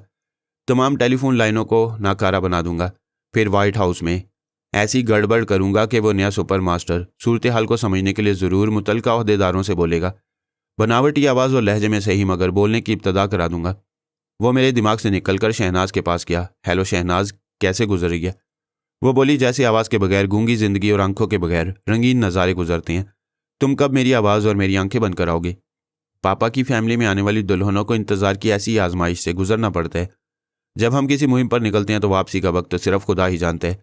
खुदा तो सब कुछ जानता है, लेकिन बंदे भी अपनी बंदी के साथ कुछ वक्त गुजारने की तदबीर करती हैं। यह तदबीर पहले से तय है कि मैं किसी दिन भारत तुम्हारे पास आऊँगा। वो दिन क़यामत का भी हो सकता है। तुम ऐसी क़यामत हो कि तुमसे मिलने को ही मैं क़यामत का दिन कहता हूँ। ज़रा तहम्मुल से इंतज़ार करो। तुम्हें और पारो को पापा के साथ रहकर ये तजुर्बात हासिल हो रहे होंगे कि वो कोई चाल चलने से पहले दुश्मनों को किस तरह उलझाते हैं, फिर उन्हें ऐसा दौड़ाते हैं कि उन्हें मरने से पहले अपनी कब्रें खोदने की भी फुर्सत नहीं मिलती। वाकई हमारे पापा लाजवाब हैं। उन्होंने बाल ठाकरे और राह तंजीम को ऐसी भूल भुलैयों में उलझा दिया है जहाँ से बाल ठाकरे निकलकर दिल्ली नहीं जा सकेगा और राह वाले दिल्ली राजधानी से निकलकर महाराष्ट्र में ठाकरे का मुहासबा नहीं कर सकेंगे। पापा ने दोनों में ज़बरदस्त दुश्मनी पैदा कर दी है। बस ऐसी ही शातराना चालें सीखती रहो। मेरे इंतज़ार की कोफ्त कम होती रहेगी। बाय द वे, आजकल पापा और पारो के साथ क्या मसरूफियात हैं? पापा खामोशी से बाल ठाकरे की शिवसेना और भारतीय हुकूमत की राह का टकराव देखना चाहते थे, मगर यहाँ तारापुर से आजकल सैकड़ों मरीज आ रहे हैं। क्या वही तारापुर जहाँ महाराष्ट्र का एटमी प्लांट है? हाँ, चंद बरस पहले भोपाल में जहरीली गैस खारिज हुई थी। सैकड़ों हिंदुस्तानी बेमौत मर गए थे। भारत सरकार को एटम बम बनाने का बड़ा शौक है। मुल्क और इंसान की फलाह बहबूद के लिए एटमी तवानाई हासिल करना बड़ी अच्छी बात है, लेकिन एटम बम बनाकर दूसरे तमाम एशियाई ममालिक को यह तासुर देना कि भारत एशिया में ताकत के लिहाज से सुपर पावर बन गया, तो ये सरासर गैर इंसानी मंसूबे हैं। हर अच्छाई के पीछे बुराई और हर बुराई के पीछे अच्छाई छुपी होती है। भारत सरकार अपनी अच्छाई के लिए जो करना चाहती है उसके पीछे बुराई का अजाब भी नाजिल हो रहा है। शहनाज ने तफसील बताई कि तकरीबन 43 दिन से तारापुर एटमी प्लांट से ताबकार पानी खारिज हो रहा है। ये पानी जानदारों के लिए बहुत ही मुज़र है और इस एटमी प्लांट के जिम्मेदार अफसरान की गफलत का ये आलम है कि उन्हें 43 दिन के बाद मालूम हुआ कि वो ताबकार पानी प्लांट से निकलकर ज़ेरे ज़मीन पानी के ज़ख़ीरे में शामिल हो रहा है, कुओं, तालाबों और नदियों में हल हो रहा है। जब वहाँ के मवेशी पानी पीकर मरने लगे, तारापुर के अस्पतालों और दवाखानों में मरीजों के इलाज के लिए कुछ न रहा, तो वे इलाज के लिए बम्बई आने लगे। लेकिन सुपर पावर कहलाने के शौकीन इस मुल्क में मसाइल बहुत हैं। वहाँ के इंतहा पसंद हिंदू सिर्फ मुसलमानों के खिलाफ नहीं है, बल्कि वो अपने ही मज़हब की नीच ज़ात से भी नफरत करते हैं। एक सर्वे के मुताबिक 3,000 मरीज तारापुर से बम्बई के मुख्तलिफ अस्पतालों में पहुंच रहे थे, लेकिन नफासत पसंद कहलाने वाले हिंदू डॉक्टर और सरकारी एहलकार पहले इंक्वायरी करते थे कि किसी भी बीमार हिंदू की ज़ात क्या है। मसीहाई का तकाजा है कि पहले बीमार का इलाज किया जाए, उसे सेहतमंद जिंदगी दी जाए, फिर पूछा जाए कि वो घोड़ा है या गधा। लेकिन आला ज़ात के हिंदू किसी कम ज़ात के हिंदू के साए से भी दूर रहते हैं। लाखों करोड़ों नीच हिंदुओं के साथ सदियों से नाइंसाफियां होती आ रही हैं। यही वजह थी कि फूलन देवी जैसी अछूत औरत बागी होकर हिंदू सरकार के लिए ऐसी खतरनाक डाकू बन गई थी कि वो जिस इलाके से गुजरती थी वहां के पुलिस थाने खाली हो जाते थे। जिस करोड़पति और अरबपति आला ज़ात के हिंदू के सामने पहुंच जाती थी, वो आला ज़ात वाले उस अछूत और कमज़ात औरत के कदमों में गिरकर अपनी तिजोरियों की चाबियां उसके हवाले कर देते थे। 37 साल फूलन देवी 10 साल जेलों में गुजार चुकी है और अब रिहाई पाने के बाद उसने सियासत में आने का ऐलान किया है। एक कहावत है कि सीने पर मूंग डालना। उसके मुताबिक फूलन देवी ने कांग्रेस के सीने पर मूंग डालने के लिए दिल्ली में अपने सियासी पार्टी का मरकज़ कायम किया है। उसका दावा है कि वो सदियों की नाइंसाफियों को ख़त्म करके अछूत ज़ात को उनके जायज़ हकूक़ दिलाएगी। मैं अपनी दास्तान के दौरान बाज़-औक़ात ऐसी खुश्क बातों को तफसील से बयान करने लगता हूँ जो एडवेंचर पढ़ने वाले क़ारीन को गरां गुजरती हैं। अगर एडवेंचर ख्याली हो तो मैं ऐसा नहीं करता, लेकिन एडवेंचर में सच्चाई हो तो उस सच्चाई के पीछे छुपे हुए हक़ाइक़ ज़रूर बयान करता हूँ। आप देखें कि भारत में सन 1996 के इंतखाबात कितने दिलचस्प होंगे। बड़ी बड़ी सियासी पार्टियों को यह फ़िक्र लाहिक हो गई है कि वो मुसलमानों के वोटों के बाद अक्सरियत हासिल नहीं कर सके तो फूलन देवी हर इलाके से उनके हज़ारों वोट छीन कर ले जाएगी। हालात अजीब तरह से करवटें बदलते हैं। जो जुराइम की दुनिया की मलका बनकर नकदी और जेवरात लूट लिया करती थी, अब वो सियासतदान बनकर कांग्रेस के वोट उनकी आंखों के सामने छीनने वाली थी। बहरहाल ये तो भारत में हाल और मुस्तकबिल की बातें थीं। फिलहाल तारापुर से जो मरीज आए उनमें आला ज़ात के हिंदू भी थे, नीची ज़ात और अछूत भी थे और मुसलमान भी थे। इन बीमार मुसलमानों में वो कश्मीरी भी थे जो मकतूला साइमा का भाई और डॉक्टर साबिर का साला था। उसका नाम रहमत अली बंगश था। रहमत अली अपने बाप और साइमा के साथ कश्मीर से आया था। वो गैरतमंद सिर्फ इतना चाहता था कि उसकी बहन भारतीय फौजियों की हवस और दरिंदगी का निशाना न बने। डॉक्टर साबिर ने उसकी गैरत को अपने घर की इज्जत बना लिया। तब रहमत अली बंगश मुतमईन होकर फिर बाप के साथ कश्मीर की तरफ चला गया था ताकि जिहाद में हिस्सा ले सके। इसके बाद डॉक्टर साबिर को उन बाप बेटे की कोई खबर नहीं मिली। चूंकि वो भारत सरकार के लिए मफरूर मुजरिम थे, इसलिए दोनों बाप बेटे की तस्वीर हर बड़े शहर के तमाम थानों में थी। अस्पतालों में पुलिस अफसरान भी आया करते थे। शिवसेना वालों ने उन्हें ताकीद की थी कि बीमारों में जो मुसलमान हो उसे फौरी दवाएं देकर बम्बई से बाहर निकाल दिया जाए। एक अफसर ने अस्पताल के बिस्तर पर रहमत अली बंगश को देखा तो चौंक गया। अगरचे रहमत अली बंगश ने दाढ़ी मूंछें बढ़ा ली थीं, तरह तरह के मुसाइब बर्दाश्त करने के बाद उसके चेहरे पर पत्थर जैसी सख्ती आ गई थी। जाबजा जख्मों के निशानात के बायस वो फौरन ही पहचाना नहीं जाता था। इस अफसर ने अस्पताल के काउंटर पर आकर फ़ोन के ज़रिए अपने आला अफसर से रब्ता किया। फिर कहा, सर, मैं गणपति मौर्या अस्पताल से बोल रहा हूँ। यहाँ बेड नंबर 10 पर एक ऐसा मरीज़ है जो मफरूर कश्मीरी गद्दार रहमत अली बंगश जैसा दिखाई देता है। मुझे शुबह है कि इस गद्दार ने अपना हुलिया बदल लिया है। दूसरी तरफ से पूछा गया, क्या तुमने मालूम किया है कि इसका धर्म और इसका नाम क्या है और वह तारापुर के किस इलाके से आया है? नो सर, अगर मैं आपको इतला देने से पहले तहकीकात शुरू करूंगा तो मुजरिम या इस मुजरिम की निगरानी करने वाले साथी होशियार हो जाएंगे। मैं आपके तजुर्बे और हदायत से काम करना चाहता हूँ। दूसरी तरफ से आला अफसर ने खुश होकर कहा, तुम वाकई मेरे तजुर्बात से बहुत कुछ सीख रहे हो और बहुत तरक्की करने वाले हो। मैं अभी आ रहा हूँ। उनका राब्ता ख़त्म हो गया। मैं शहनाज और पारो के साथ उस जूहू के किनारे वाली कोठी में था। फिल वक्त ऐसा कोई मामला नहीं था जिसके लिए हम एक्शन में आते। कभी कभी तफरीह के लिए कोठी से निकलते थे, फिर वापस आकर अपने अपने कमरों में जाकर ख्याल ख्वानी में मसरूफ़ हो जाते थे। शहनाज शिवसेना पार्टी के अहम लीडरों के अंदर जाकर उनके मंसूबे मालूम करती रहती थी। वहाँ की दूसरी बरसर इक़्तिदार पार्टी बीजेपी थी। पारोस पार्टी के इंतहा पसंद हिंदू लीडरों के दिमागों में जाती आती रहती थी और मैं दिल्ली राजधानी में कांग्रेस के लीडरों और रा के अहम अफसरों के ख्यालात पढ़ता रहता था। रा का नया डायरेक्टर और उसके दो अहम मातिहत योगा के माहिर थे, लिहाजा मैं दूसरे अफसरों के जरिए डायरेक्टर के इरादों के बारे में मालूम करता रहता था। फिलहाल रा के डायरेक्टर और कांग्रेसी बड़े लीडरों ने यह तय किया था कि बाल ठाकरे को हिटलर बनने से रोकने के लिए और वहाँ की बरसर इक़्तिदार मुत्तहिदा शिवसेना और बीजेपी को दिल्ली के हुक्मरानों के आगे झुकाए रखने के लिए ग्रैंड ऑपरेशन किया जाए। रा के दहशतगर्द पूरे महाराष्ट्र और खसूसन बम्बई में ऐसी दहशतगर्दी और तखरीबकारी शुरू कर दें कि वहाँ के अवाम सूबाई हुकूमत को कमज़ोर समझना शुरू कर दें। वहाँ के सहाफ़ी, वकला, दानिश्वर और दीगर सियासतदान दिल्ली राजधानी से अपील करें कि भारतीय फौज को भेजकर मुंबई और पूरे सूबे में अमन-ओ-मान कायम किया जाए और शिवसेना और बीजेपी के इत्तेहाद को तोड़ने के लिए सूबे से उनकी हुकूमत खत्म की जाए। मैं ख्याल ख्वानी के जरिए ग्रैंड ऑपरेशन की तैयारियां देख रहा था।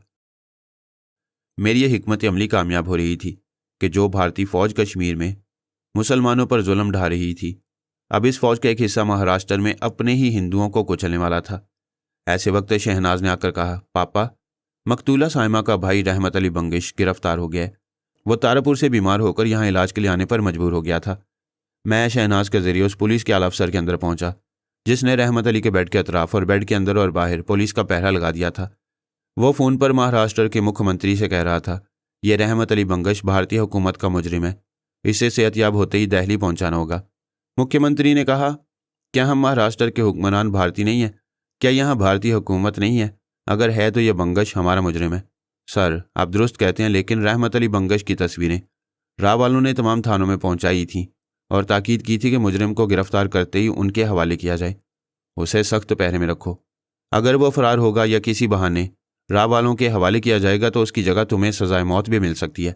तुम्हें इजाज़त है कि अभी दिल्ली फ़ोन करो और उन्हें खुशखबरी सुनाओ कि उनका मतलूबा कश्मीरी गद्दार हमारी कस्टडी में है। चूंकि हमारे सूबे में गिरफ्तार हुआ है, लिहाजा उसका मुकदमा हमारे सूबे की अदालत में जाएगा। मैं मुख्यमंत्री के अंदर आया। वो अफसर से रब्ता करने के बाद बाल ठाकरे का फ़ोन नंबर डायल कर रहा था। रब्ता कायम होने के बाद बोला, ठाकरे साहब, मैं बोल रहा हूँ, एक समस्या है। आप पिछले कुछ दिनों से मुसलमानों के मामले में नरम पड़ गए हैं और अभी एक अस्पताल में एक मुसलमान कश्मीरी गिरफ्तार हुआ है। वो राजधानी का और राव वालों का मतलूबा मुजरिम है। मैंने आपका ख्याल करके उसे दिल्ली हुकूमत और राव वालों के हवाले करने से इनकार कर दिया है। क्या ये मैंने आपकी मर्ज़ी के मुताबिक किया है या आप कुछ और चाहते हैं? बाल ठाकरे ने कहा, मेरे कुछ चाहने या ना चाहने से क्या होता है? वो टेलीपैथी जाने वाला फरहाद मेरी खोपड़ी पर सवार रहता है। वो नहीं चाहेगा कि एक कश्मीरी मुसलमान को सज़ा दी जाए, उसे अपनी कस्टडी में रखा जाए, लेकिन कैदियों जैसा सलूक उससे ना किया जाए। मैंने कहा, ठाकरे, तुम अब इंसान बन रहे हो। मुसलमानों को अपना समझो या ना समझो, मगर उनसे मुनासिब सलूक करने पर मजबूर हो गए हो। वो मुख्यमंत्री से बोला, ये टेलीपैथी जाने वाले फरहाद साहब अभी मेरे दिमाग में मौजूद हैं और हमारी बातें सुन रहे हैं। आप फ़ोन को होल्ड ऑन रखें। मैंने ठाकरे की ज़ुबान से फ़ोन पर कहा, मंत्री जी, मैं फरहाद हूँ और आपके ठाकरे से आपकी ज़ुबान से बोल रहा हूँ। इस तरह आप दोनों मेरी बातें सुनते रहेंगे। बात यह है कि रहमत अली बंगश डॉक्टर साबिर की मकतूला शरीक हयात का भाई है। राव वाले उसे गद्दार कहते हैं, जिन्हें भारतीय हुकूमत गद्दार कहती है। हम उन्हें मुजाहिदीन कहकर सलाम करते हैं। सलाम के मायने है सलामती भेजना। जब मैं रहमत अली बंगश की सलामती चाहता हूँ तो फिर सलामती के मुखालफिन की तबाही चाहता हूँ। मुख्यमंत्री ने कहा, फरहाद साहब, हम मुखालफिन नहीं हैं। आप ठाकरे साहब की बातें सुन रहे थे। हम तो रहमत अली को राव वालों के हवाले करने से इनकार कर रहे हैं। इस तरह तुम दोनों मुझे खुश करके एक बहुत बड़ी तबाही से बचने वाले हो। गौर से सुनो, राव वालों ने तुम लोगों की सूबाई हुकूमत ख़त्म करने की बड़ी ज़बरदस्त तैयारी की है। कांग्रेसी हुकूमत और राव वाले बराह रास्त तुमसे कोई दुश्मनी नहीं करेंगे, लेकिन जो दुश्मनी होती रहेगी उसका इल्ज़ाम दिल्ली हुकूमत को नहीं दे सकोगे। मुख्यमंत्री ने पूछा, प्लीज़ आप तफसील से बताएं, वो हमारे खिलाफ कैसी चालें चलने वाले हैं और उन चालों का तोड़ क्या हो सकता है? उनका तोड़ मैं हूँ। मैं जानता हूँ कि कल से राह के दहशतगर्द बम्बई और महाराष्ट्र के दूसरे बड़े शहरों में तकरीबकारी शुरू करेंगे। बेगुनाह शहरियों को कत्ल करके उन्हें कुछ दिनों में इस कदर खौफजदा कर देंगे कि वो यहाँ अमन अमान कायम रखने और हालात मामूल पर लाने के लिए दिल्ली हुकूमत पर दबाव डालेंगे कि यहाँ फ़ौज भेजी जाए। यूँ फ़ौज आकर हंगामी हालात का ऐलान करेगी और तुम्हारी सूबाई हुकूमत को ख़त्म कर देगी। बाल ठाकरे ने कहा, हमने हाथों में चूड़ियाँ नहीं पहनी हैं। इस सूबे में हमारे मुसल्ला गुंडे इतनी तादाद में हैं कि वो राह के दहशतगर्दों की लाशों का ढेर लगा देंगे। मैंने कहा, तुम्हें अपनी गुंडागर्दी पर बड़ा नाज है, इसलिए मुसलमानों के लिए शैतान बन गए थे। अब देखो, हज़ारों गुंडे पालने के बावजूद तुम मुसलमानों से नफरत करते हुए भी उनके खिलाफ अभी कोई कार्रवाई नहीं कर रहे हो। मुख्यमंत्री ने कहा, ठाकरे साहब, आप अभी अपने गुंडों और अपनी हुकूमत की ताकत की बात ना करें। अभी फरहाद साहब ने कहा है कि वो उनकी चालों का तोड़ करेंगे। मैंने कहा, जब दहशतगर्दी शुरू होगी तो राह के दहशतगर्द नामालूम कहलाएंगे, लेकिन तुम्हारे मुसल्ला गुंडे पहचाने जाएंगे। तुम्हारी आपस की लड़ाई में बेगुनाह मासूम शहरी मारे जाएंगे तो तुम्हारी गोलियों से मरने वाले तुम्हें भी दहशतगर्द कहेंगे। काम ऐसा होना चाहिए कि एक गोली भी ना चले और महाराष्ट्र के तमाम शहरों में अमन अमान रहे और राह वाले अपनी बेबसी और नाकामी पर झुंझलाते रह जाएं। मुख्यमंत्री ने खुश होकर कहा, यही असल राजनीति है कि सांप भी मरे और लाठी भी ना टूटे। इससे बड़ी बात क्या हो सकती है कि फरहाद साहब की हिकमत अमली से हमारी सूबाई हुकूमत हर तरह की बदनामी से महफूज रहेगी। तो फिर आप अभी दिल्ली में राह के डायरेक्टर से फ़ोन पर रब्ता करें। मैं आपकी ज़ुबान से जो बोलूँगा वो आप सुनते रहेंगे। उसने मेरी हदायत पर अमल किया। बाल ठाकरे से फ़ोन पर रब्ता ख़त्म करके राह के डायरेक्टर से रब्ता किया। मैंने दूसरी तरफ की आवाज़ सुनकर कहा, मैं महाराष्ट्र का मुख्यमंत्री बोल रहा हूँ, डायरेक्टर राव से बात कराओ। पर्सनल सेक्रेटरी ने फ़ौरन राब्ता किया। डायरेक्टर ने कहा, कहिए मुख्यमंत्री साहब, मैं कैसे याद आ रहा हूँ। मैंने कहा, कल से आप अपने तौर पर मुबारक दिन का आगाज़ कर रहे हैं। यह हमारी सूबाई हुकूमत को नाअहल करार देने की इब्तदा होगी। कल ठीक दिन के 11 बजे बम्बई सेंट्रल स्टेशन के माल गोदाम में एक बॉम्ब फटेगा। दूसरे बॉम्ब का धमाका बंदरगाह के माल गोदाम में होगा। कई कार और मोटरसाइकिल सवार बम्बई के मुख्तलिफ इलाकों में अंधाधुंध फायरिंग करते हुए गुजरेंगे और ये सब आपके दहशतगर्द होंगे। डायरेक्टर ने गरज कर कहा, यह क्या बकवास है? क्या आप साबित कर सकते हैं कि वो हमारे दहशतगर्द होंगे? साबित करने की ज़रूरत ही क्या है? ताली दोनों हाथों से बजेगी। कल ठीक जिस वक्त बम्बई में खौफ और राजतारी किया जा रहा होगा, उसी वक्त राजधानी दिल्ली के रेलवे स्टेशन और एयरपोर्ट में बमों के धमाके होंगे। अलबत्ता हम दिल्ली के बेगुनाह शहरियों पर फायरिंग नहीं करेंगे। आप अपने तमाम मातहत अफसरान और कांग्रेस के तमाम अहम लीडरों से कह दें कि वो कल सुबह से बुलेट प्रूफ जैकेट पहनकर निकला करें। मिस्टर मुख्यमंत्री, यह दिल्ली है, भारत की राजधानी है। कल रेलवे स्टेशन और एयरपोर्ट में ऐसी सख्ती से चेकिंग होगी कि कोई दहशतगर्द वहां कदम नहीं रख सकेगा। मैंने कहा है कि मेरा कोई दहशतगर्द ऐसी नादानी करेगा। भाई, आप योगा के माहिर हैं, टेलीपैथी के बारे में खासी मालूमात रखते होंगे। हमारे कुछ करम फरमा टेलीपैथी जानते हैं। आप अपने जिन मुसल्ला पहरेदारों की ड्यूटी लगाएंगे, वही पहरेदार टेलीपैथी जानने वालों के मामूल बनकर खुद अपने हाथों से रेलवे स्टेशन और एयरपोर्ट में जी भर के तबाही फैलाएंगे। डायरेक्टर परेशान होकर सोचने लगा। मैंने कहा, तुम योगा के माहिर हो, ज़्यादा से ज़्यादा अपने दिमाग में आने नहीं दोगे, मगर तुम्हारे बेशुमार मातहत हमारे टेलीपैथी जानने वालों के मामूल और ताबेदार बनकर तुम्हारे बेडरूम में या तुम्हारी कार में या तुम्हारी दफ्तरी कुर्सी के नीचे बॉम्ब रख देंगे। ये इंसाफ का तकाजा है कि जो महाराष्ट्र के बम्बई में होगा वही उत्तर प्रदेश के दिल्ली शहर में होता रहेगा। अब बताओ कि हम दोनों हाथों से ताली बजाएंगे? वो बोला, मुझसे पहले जो डायरेक्टर था उस पर टेलीपैथी की वजह से मुसीबतें आई थी, लेकिन मुझे ये नहीं मालूम है कि कुछ टेलीपैथी जानने वाले आपका साथ दे रहे हैं। क्या आप कोई सबूत पेश कर सकती हैं कि वाकई टेलीपैथी जानने वाले आपका साथ देते हैं? मैं अभी चंद सेकंड में सबूत दे रहा हूँ। मैं फ़ौरन उसके पर्सनल सेक्रेटरी के दिमाग पर हावी हो गया। वो अपनी जगह से उठकर तेज़ी से चलता हुआ डायरेक्टर के दफ्तरी कमरे का दरवाज़ा खोलकर अंदर आया। डायरेक्टर ने उसे देखते ही कहा, व्हाट अ नॉनसेंस, तुम दस्तक दिए बगैर अंदर क्यों आए हो? पर्सनल सेक्रेटरी ने एक पिस्तौल निकाल कर कहा, योगा के माहिर, तुम्हारी ये सेक्रेटरी तो शराब और सिगरेट पीता है, ये मेरी आमद पर कैसे सांस रोक सकेगा? देखो, इसने तुम्हें निशाने पर ले रखा है। तुम्हें कत्ल नहीं करेगा, सिर्फ जख्मी करेगा। तो तुम्हारे दिमाग के दरवाजे खुल जाएंगे। क्या जख्मी करूं? वो जल्दी से इनकार में हाथ हिलाकर बोला, नहीं, मुझे सबूत मिल गया है। मैं अभी हुक्म जारी करता हूं कि बम्बई में दहशतगर्दी का मंसूबा मुलतवी कर दिया जाए। वहां के तमाम दहशतगर्दों को ताकीद की जाए कि एक भी गोली ना चले और वो तमाम तखरीबकार जल्द से जल्द दिल्ली वापस आ जाएं। मैंने कहा, ज़रा सोचो, ये कितना अच्छा मौका है। मैं एक गोली चलाकर तुम्हें भी पहले डायरेक्टर की तरह अपाहिज बना सकता हूँ, लेकिन मैं चाहूँगा कि तुम योगा के माहिर हो, अपने दिमाग में मेरी सोच की लहरों को रोकते रहो। मैं इस पर्सनल सेक्रेटरी की तरह किसी दूसरी पतली गली से तुम्हारे अंदर आ जाऊँगा। वो अभी तक रिसीवर पकड़े हुए था। मैंने कहा, मुख्यमंत्री जी, उधर के रिसीवर से मेरी आवाज़ सुन रहे होंगे। मेरा ख्याल है कि राह वालों को आज का इतना ही सबक काफ़ी है। आप फ़ोन बंद कर दें। मैं पर्सनल सेक्रेटरी के दिमाग को आज़ाद छोड़कर मुख्यमंत्री के पास आया। उसने कहा, मुख्यमंत्री जी, आपको मुबारक हो, आपने एक गोली भी चलाए बगैर दुश्मनों के तमाम मंसूबों को खाक में मिला दिया। मुख्यमंत्री ने कहा, आप क्यों शर्मिंदा करती हैं? ये कमाल तो आपने दिखाया है। मैं आज से आपका सेवक हूँ, आप हुक्म दें, मैं आपके लिए क्या कर सकता हूँ? दो काम कर सकती हैं। अपनी बेहतरी के लिए कोशिश करें कि इस्लाम दुश्मनी से बाज रहें। दूसरा काम यह कि रहमत अली बंगिश का तवज्जो से इलाज कराने के बाद उसे बखैरियत कश्मीर पहुँचा दें। मैं आपके एक एक हुक्म की तामील करूँगा। मेरी ख्वाहिश है कि हमेशा आपसे राब्ता रहे। अगर कोई नागहानी मुसीबत फिर नाजिल होगी तो मैं खुद ही पहुँच जाऊँगा। मुझे आप लोगों के एक एक पल की खबर रहती है। ओके, फिर किसी वक्त आऊँगा। मैंने उसे राब्ता ख़त्म कर दिया। शहनाज ने कहा, पापा, आप बहुत अजीम हैं।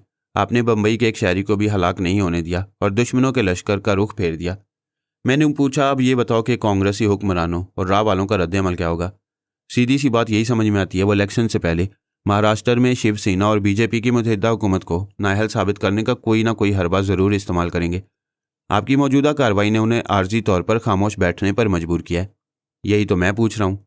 आज नहीं तो कल वो जवाबी कार्रवाई किस तरह करेंगे? क्या हमारी टेलीपैथी का जवाब टेलीपैथी से देंगे? उनकी कोशिश तो यही होगी, लेकिन उनके पास एक देवी शीतारा का सहारा है और वह देवी आपके मुकाबले से घबराकर मैदान छोड़ गई है। लेकिन मैं 4 बरस तक उसकी डमी बनकर उसकी रग रग को समझती रही हूँ। वो आपसे दूर रहेगी, लेकिन अपने आलाकारों के जरिए कांग्रेस और राह तंजीम का साथ देती रहेगी। क्या मैं कांग्रेस और राह वालों के पास जाकर मालूमात हासिल करूँ? ज़रूर जाओ, अपने साथ पारो को भी ले जाओ। उसी वक्त पारो ने मेरे कमरे में आकर कहा, पापा मुख्यमंत्री आपसे बहुत खुश हैं। वह शिवसेना और बीजेपी के तमाम बड़े लीडरों को बता रहे कि आपने किस तरह रा के डायरेक्टर को महाराष्ट्र में ग्रैंड ऑपरेशन कराने से बाज रखा है। वो सब आपको मानते हैं, लेकिन मैंने उनके चोर ख्यालात पढ़े हैं। उन्हें ये परेशानी है कि वो आपके मोहताज रहेंगे तो बम्बई से मुसलमानों की तादाद कम नहीं कर सकेंगे। मैंने कहा, बेटे वो सियासी तौर पर ऐसा सोच रहे हैं, ये समझ रहे हैं कि आइंदा इलेक्शन में एक भी मुसलमान उन्हें वोट नहीं देगा, लाखों वोट अपोजिशन पार्टी को देंगे। इस ख्याल से वो बम्बई से मुसलमानों को भगाकर उनकी तादाद कम से कम कर रहे हैं ताकि अपोजिशन को मुसलमानों की कम से कम हमायत हासिल हो। आप हालात का सही तज्जिया कर रहे हैं, अब मैं चलती हूँ। वो दोनों ख्याल खोनी करने के लिए दूसरे कमरे में चली गईं। शहनाज ने दुरुस्त कहा था कि भारत के हुक्मरानों को सिर्फ एक देवी का ही सहारा था। अब वो लोग उसे तलाश कर रहे थे। देवी ने फौज के जनरल, भारत के प्रधानमंत्री और रा के चंद अहम अफसरान को अमेरिका और इसराइल और भारत के चंद टेलीफोन नंबर दिए थे और कहा था, ये सब मेरे ताबेदारों के फ़ोन नंबर हैं। इन तमाम फ़ोन्स पर पैगाम रिकॉर्ड हो जाएगा और 1 आध घंटे में मुझे पैगाम मौसूल हो जाया करेगा। फिर यही हुआ। 1 घंटे बाद देवी ने रा के डायरेक्टर के अंदर आकर कहा, हेलो, मैं देवी बोल रही हूँ। तुम्हारे पैगाम से इतना ही अंदाज़ हुआ कि महाराष्ट्र की हुकूमत बेलगाम हो रही है और उन्हें टेलीपैथी का सहारा मिल गया है। डायरेक्टर ने कहा, जी हाँ, हम ग्रैंड ऑपरेशन करने वाले थे जिसके नतीजे में शिवसेना और बीजेपी की मुतहिदा हुकूमत नाअहल साबित होती और फौज वहां पहुंचकर उनकी हुकूमत का खात्मा कर देती। लेकिन कोई निहायत ही स्मार्ट किस्म का टेलीपैथी जानने वाला मेरे सेक्रेटरी को आलाकार बनाकर मेरे सामने पिस्तौल लेकर आ गया था। देवी ने कहा, उसने पिस्तौल रखकर भी तुम्हें साबका डायरेक्टर की तरह अपाहिज नहीं बनाया, वो फरहाद होगा। उसका तरीक़ेकार समझ में नहीं आता, अक्सर अपने मुकाबिल को उलझन में मुब्तला करके उसे सोचने समझने के काबिल नहीं छोड़ता है। वो अपनी बातों से ही बड़ा ज़बरदस्त लग रहा था। ऐसे ज़बरदस्त को आप ही ठिकाने लगा सकती हैं, आप तो हमारे जैसे योगा जाने वालों के अंदर भी चली आती हैं। वो बोली, मेरे एक बहुत ही ज़हीन और बाकमाल मुशीर ने समझाया है कि मुझे कभी खुशफहमी में मुब्तला नहीं होना चाहिए, और मैं ये खुशफहमी जहन से निकाल चुकी हूँ कि फरहाद को उल्टी सीधी चालों के ज़रिए मात दे सकूँगी। मैं अपने मुशीर के पास जाऊँगी और मौजूदा हालात के तमाम पहलुओं पर गौर करने के बाद मंसूबा बनाऊँगी कि फरहाद को किस तरह भारत से भगाया जा सकता है। अपनी बात ख़त्म करते ही देवी को डायरेक्टर रा के दिमाग में अपनी ही आवाज़ सुनाई दी। डायरेक्टर भी हैरान हुआ। उसे एक और देवी कह रही थी, ये तुम किस देवी से बातें कर रहे हो? देवी तो मैं हूँ। क्या? असली देवी सितारा चौंक कर नागवारी से बोली, तुम कौन हो फ्रॉड कहीं की? तुम मेरी आवाज़ और लहजे में बोल सकती हो, मगर मेरी आत्मा शक्ति की सलाहियत कभी तुम्हें हासिल नहीं होगी। सच सच बताओ, तुम कौन हो? दूसरी देवी ने पूछा, ये तुम आत्मा शक्ति की क्या बात कर रही हो? क्या मैं अभी योगा जानने वाले डायरेक्टर के अंदर नहीं हूँ? वो इसलिए कि मैं पहले से मौजूद हूँ। अभी चली जाऊँगी तो तुम्हें महसूस करते ये सांस रोक लेगा। ये लो, मैं चंद सेकंड के लिए जा रही हूँ। वो चली गई। दूसरी देवी ने कहा, देख लो डायरेक्टर, वो जा चुकी है। अभी आएगी, मगर कैसे आएगी? तुम रा के डायरेक्टर हो। रा ने अपनी कारकर्दगी से दुनिया को ये तस्लीम कराया है कि ये तंजीम किसी तरह भी मोसाद, KGB और CIA से कम नहीं है। मैं तुम्हारे जैसे मायनाज डायरेक्टर के अंदर उस फ्रॉड देवी को आने नहीं दूंगी। ऐसे ही वक्त देवी ने आकर कुछ कहना चाहा, लेकिन दूसरी देवी ने डायरेक्टर के दिमाग पर इतने इस्तेकाम से कब्जा जमाकर उसकी सांस रोकी कि देवी की सोच की लहरें बाहर ही रह गईं। दूसरी बार उसने अपनी आत्मा शक्ति का पूरा जोर लगाया। फिर डायरेक्टर के अंदर पहुंचते ही कुछ बोलना चाहा, मगर उसने फिर सांस रोक ली। वह फिर धुतकारे जाने के अंदाज में वापस आ गई। दिमागी तौर पर अपनी जगह हाजिर होकर दोनों हाथों से सर थाम कर सोचने लगी, ये क्या हो रहा है? वो माँ के पेट से अकेली पैदा हुई थी, फिर ये इसकी हमजाद कहाँ से आ गई? सानी और अली प्रभा रानी के दिमाग में थे। सानी ने कहा, वेल डन प्रभा, तुम बड़ी महारत से ये रोल अदा कर रही हो। अली ने कहा, यह हमारा गेम है। उसने तुम्हें डमी देवी बनाया था, अब हम तुम्हें असल और उसे डमी बनाकर पेश करते रहेंगे। It is tit for tat. सानी और अली की अपनी अपनी अलग लाइन ऑफ एक्शन थी। इस बार उन्होंने जैसे को तैसा वाला अमल किया था। देवी ने प्रभा रानी को अपनी डमी बनाया था। उन्होंने ये चाल उलट दी। पहले जनाब तबरेज़ी से मशवरा किया था और गुजारिश की थी कि प्रभा को देवी की तरह आत्मशक्ति हासिल नहीं होगी, और रूहानी कुव्वत हासिल करना भी बच्चों का काम नहीं है। सारी उम्र इबादत और रियाजत में मसरूफ़ रहने के बाद सिर्फ इन जैसे बुज़ुर्गों को अल्लाह ताला की तरफ से ये ईमान अफरोज़ इनाम मिलता है। सानी ने कहा, बुज़ुर्ग मोहतरम, हम सिर्फ इतना चाहते हैं कि देवी ने अपनी गैर मामूली सलाहियतों के गुरूर में पहले शहनाज को अपनी डमी बनाया था, अब प्रभा रानी को बनाया है। हम चाहते हैं कि प्रभा डमी ना रहे, असली देवी का रोल अदा करे। जनाब तबरेज़ी ने कहा, यह देवी को सबक सिखाने का एक अच्छा तरीका है। प्रभा में सिर्फ ये कमी है कि वो देवी की तरह योगा के माहिरों के अंदर नहीं पहुंच सकती। तुम दोनों चाहते हो कि वो किसी तरह हर पत्थर दिमाग में देवी की तरह पहुंच जाए करे। जी हाँ, हम यही चाहते हैं। प्रभा को रूहानी कुव्वत हासिल नहीं हो सकती, लेकिन आप उसे रूहानी कुव्वतों के जरिए किसी के भी दिमाग में पहुंचा सकते हैं। उन्होंने फरमाया, देवी हमारे खिलाफ बड़ी शातिराना चालें फ्रांस में चल रही है। मुझे जब तक कुदरत का इशारा ना मिले मैं उसे नहीं रोकूंगा। वो अपने तौर पर कुछ कामयाबियां हासिल करेगी, लेकिन मैं तुम दोनों से इस हद तक ताउन करूंगा कि जब भी प्रभा रानी देवी बनकर ख्याल ख्वानी की परवाज़ करेगी, मैं उसे किसी भी मुकफ्फल दिमाग में पहुंचा दिया करूंगा। सानिया और अली ने खुश होकर कहा, मोहतरम बुजुर्ग, आपका बहुत बहुत शुक्रिया। हमें बस इसी हद तक आपका ताउन चाहिए। जब भी प्रभा देवी बनकर किसी मुकफ्फल दिमाग में या योगा जानने वालों के अंदर जाना चाहेगी, उससे पहले हम ख्याल ख्वानी के जरिए आपको इतला दे दिया करेंगे। दिल्ली में रा का नया डायरेक्टर योगा का माहिर था। उस डायरेक्टर के दिमाग में पहले असली देवी आई, फिर प्रभा देवी बनकर पहुंच गई। यूं असली देवी के सामने वो एक ना समझ में आने वाला किरदार बन गई। वो असली सोच रही थी, मैं तो माँ के पेट से अकेली पैदा हुई थी, फिर ये मेरी हमजाद कहाँ से पैदा हो गई है, जबकि मेरी कोई दूसरी टेलीपैथी और आत्मा शक्ति जाने वाली बहन भी नहीं है। वो यह के बाद दीगरे डायरेक्टर रा के अंदर जाने की कोशिश करती रही। प्रभा ने पूरी तरह डायरेक्टर के दिमाग को जकड़ लिया और यूं जकड़ने की तवानाई मोहतरम तबरेज़ी की तरफ से मिलती रही। आखिर देवी ने थक हार कर तस्लीम कर लिया कि कोई औरत उसे ईंट का जवाब पत्थर से दे रही है। मगर कौन है वो औरत? देवी ने सोचा, मैंने किसी औरत को ईंट नहीं मारी थी। क्या यह फरहाद की कोई चाल है? क्या वो अपनी किसी टेलीपैथी जानने वाले को मेरे खिलाफ इस्तेमाल कर रहा है? ऐसा हो सकता है, लेकिन फरहाद की बीवी आमना के सिवा कोई औरत रूहानी टेलीपैथी नहीं जानती है, और आमना ने रूहानी मामलात से दूर इबादत और रियाजत के सिलसिले में गोशा नशीन इख्तियार कर लिया। फिर ये औरत कौन है? उसने माइक हरारे के पास आकर यह वाक़या बताया। बड़ी परेशानी से कहा, यह मेरी समझ से बाहर है कि वो फ्रॉड देवी आत्मशक्ति रखती है। जब मैंने डायरेक्टर रा के दिमाग से निकल कर फिर जाना चाहा तो उसने हर बार मेरा रास्ता रोक दिया। मैं दोबारा डायरेक्टर के अंदर ना जा सकी। आखिर ये नई बला कहाँ से आई है? माइक हरारे ने पूछा, क्या वो मिसेज आमना फरहाद हो सकती हैं? जनाब तबरेज़ी और आमना फरहाद के मुतालिक तमाम टेलीपैथी जानने वाले और तमाम बड़े ममालिक जानते हैं कि उन्होंने गोशा नशीनी इख्तियार कर लिया। कभी फरहाद वगैरह की जान के लाले पड़ते हैं तो वो उनकी मदद के लिए आते हैं, फिर इबादत और रियाजत में मसरूफ़ हो जाते हैं। भारत में ऐसी कोई सूरत हाल नहीं थी कि फरहाद या उसके किसी ख्याल ख्वानी करने वाले पर क़यामत टूट रही हो। हमारी कोशिशें बस इतनी सी थी कि फरहाद किसी तरह भारत से निकल जाए और महाराष्ट्र में कांग्रेस का पलड़ा भारी हो जाए। हरारे ने तायद की, हाँ, जहन ये तस्लीम नहीं करता है कि इबादत और रियाजत में गोशानशीन रहने वाले दुनियावी और सियासी मामलात में मुदाखलत करें, और अगर फ़र्ज़ कर लिया कि वो मिसेज आमना फरहाद है तो वो याद इलाही छोड़कर बार बार देवी का रोल अदा करने नहीं आएगी। फिर आप डायरेक्टर रा के पास किसी आलाकार के ज़रिए जाएं और उस फ्रॉड देवी से गुफ्तगू करें। मैं भी आपके आलाकार के अंदर रहकर उसकी बातें सुनूंगा। शायद हम उसकी गुफ्तगू की किसी लफ्ज़िश से उसकी असलियत मालूम कर लें। दिल्ली के रा हेड ऑफिस में जासूस औरतें भी थीं। देवी ने उनमें से एक को अपना आलाकार बनाया। माइक हरारे भी उस जासूसा के दिमाग में पहुंच गया। फिर वो उसे डायरेक्टर के दफ्तरी कमरे में ले गए। डायरेक्टर ने उसे सवालिया नज़रों से देखकर पूछा, तुम बगैर इजाज़त मेरे कमरे में क्यों आई हो? वो सामने एक कुर्सी पर बैठते हुए बोली, मैं आई नहीं हूँ, लाई गई हूँ। मेरे अंदर देवी समाई हुई है और वो मेरी ज़ुबान से बोल रही है। डायरेक्टर ने हैरानी से पूछा, देवी जी, आप मेरे दिमाग में क्यों नहीं आ रही हैं? अभी मुझसे बातें कर रही थी, फिर कोई 10 मिनट पहले चली गई और अब इसे आलाकार बनाकर लाई हैं। मैं वो फ्रॉड नहीं हूँ जो अभी 10 मिनट पहले गई थी। मैं असली देवी हूँ। अगर वो अभी मौजूद नहीं है तो मैं तुम्हारे अंदर आ रही हूँ। ये कहते ही वो माइक हरारे के साथ डायरेक्टर के अंदर चली आई। डायरेक्टर ने कहा, मैं उलझ कर रह गया हूँ, प्लीज़ आप दोनों में से कोई साबित करे कि असली कौन है। मैं साबित करूँगी, पहले तुम ये बताओ कि वो तुमसे क्या काम कह रही थी। यही कि आइंदा इलेक्शन से पहले बम्बई और महाराष्ट्र के दूसरे तमाम बड़े शहरों से मुसलमानों की हमायत करना ज़रूरी है। देवी ने कहा, उसके फरेबी होने का वाज़ेह सबूत यही है कि वो मुसलमानों की हमायत में बोल रही है। महाराष्ट्र में हिंदुओं की तादाद मुसलमानों से कई गुना ज़्यादा है। शिवसेना और बीजेपी ने मुत्तहिद होकर हिंदू इंतहा पसंदी को उभार कर और मुसलमानों को यकसर नज़रअंदाज करके इस सूबे में कांग्रेस पर बर्तरी हासिल की थी। मगर देवी जी, अब ऐसा नहीं हो रहा है।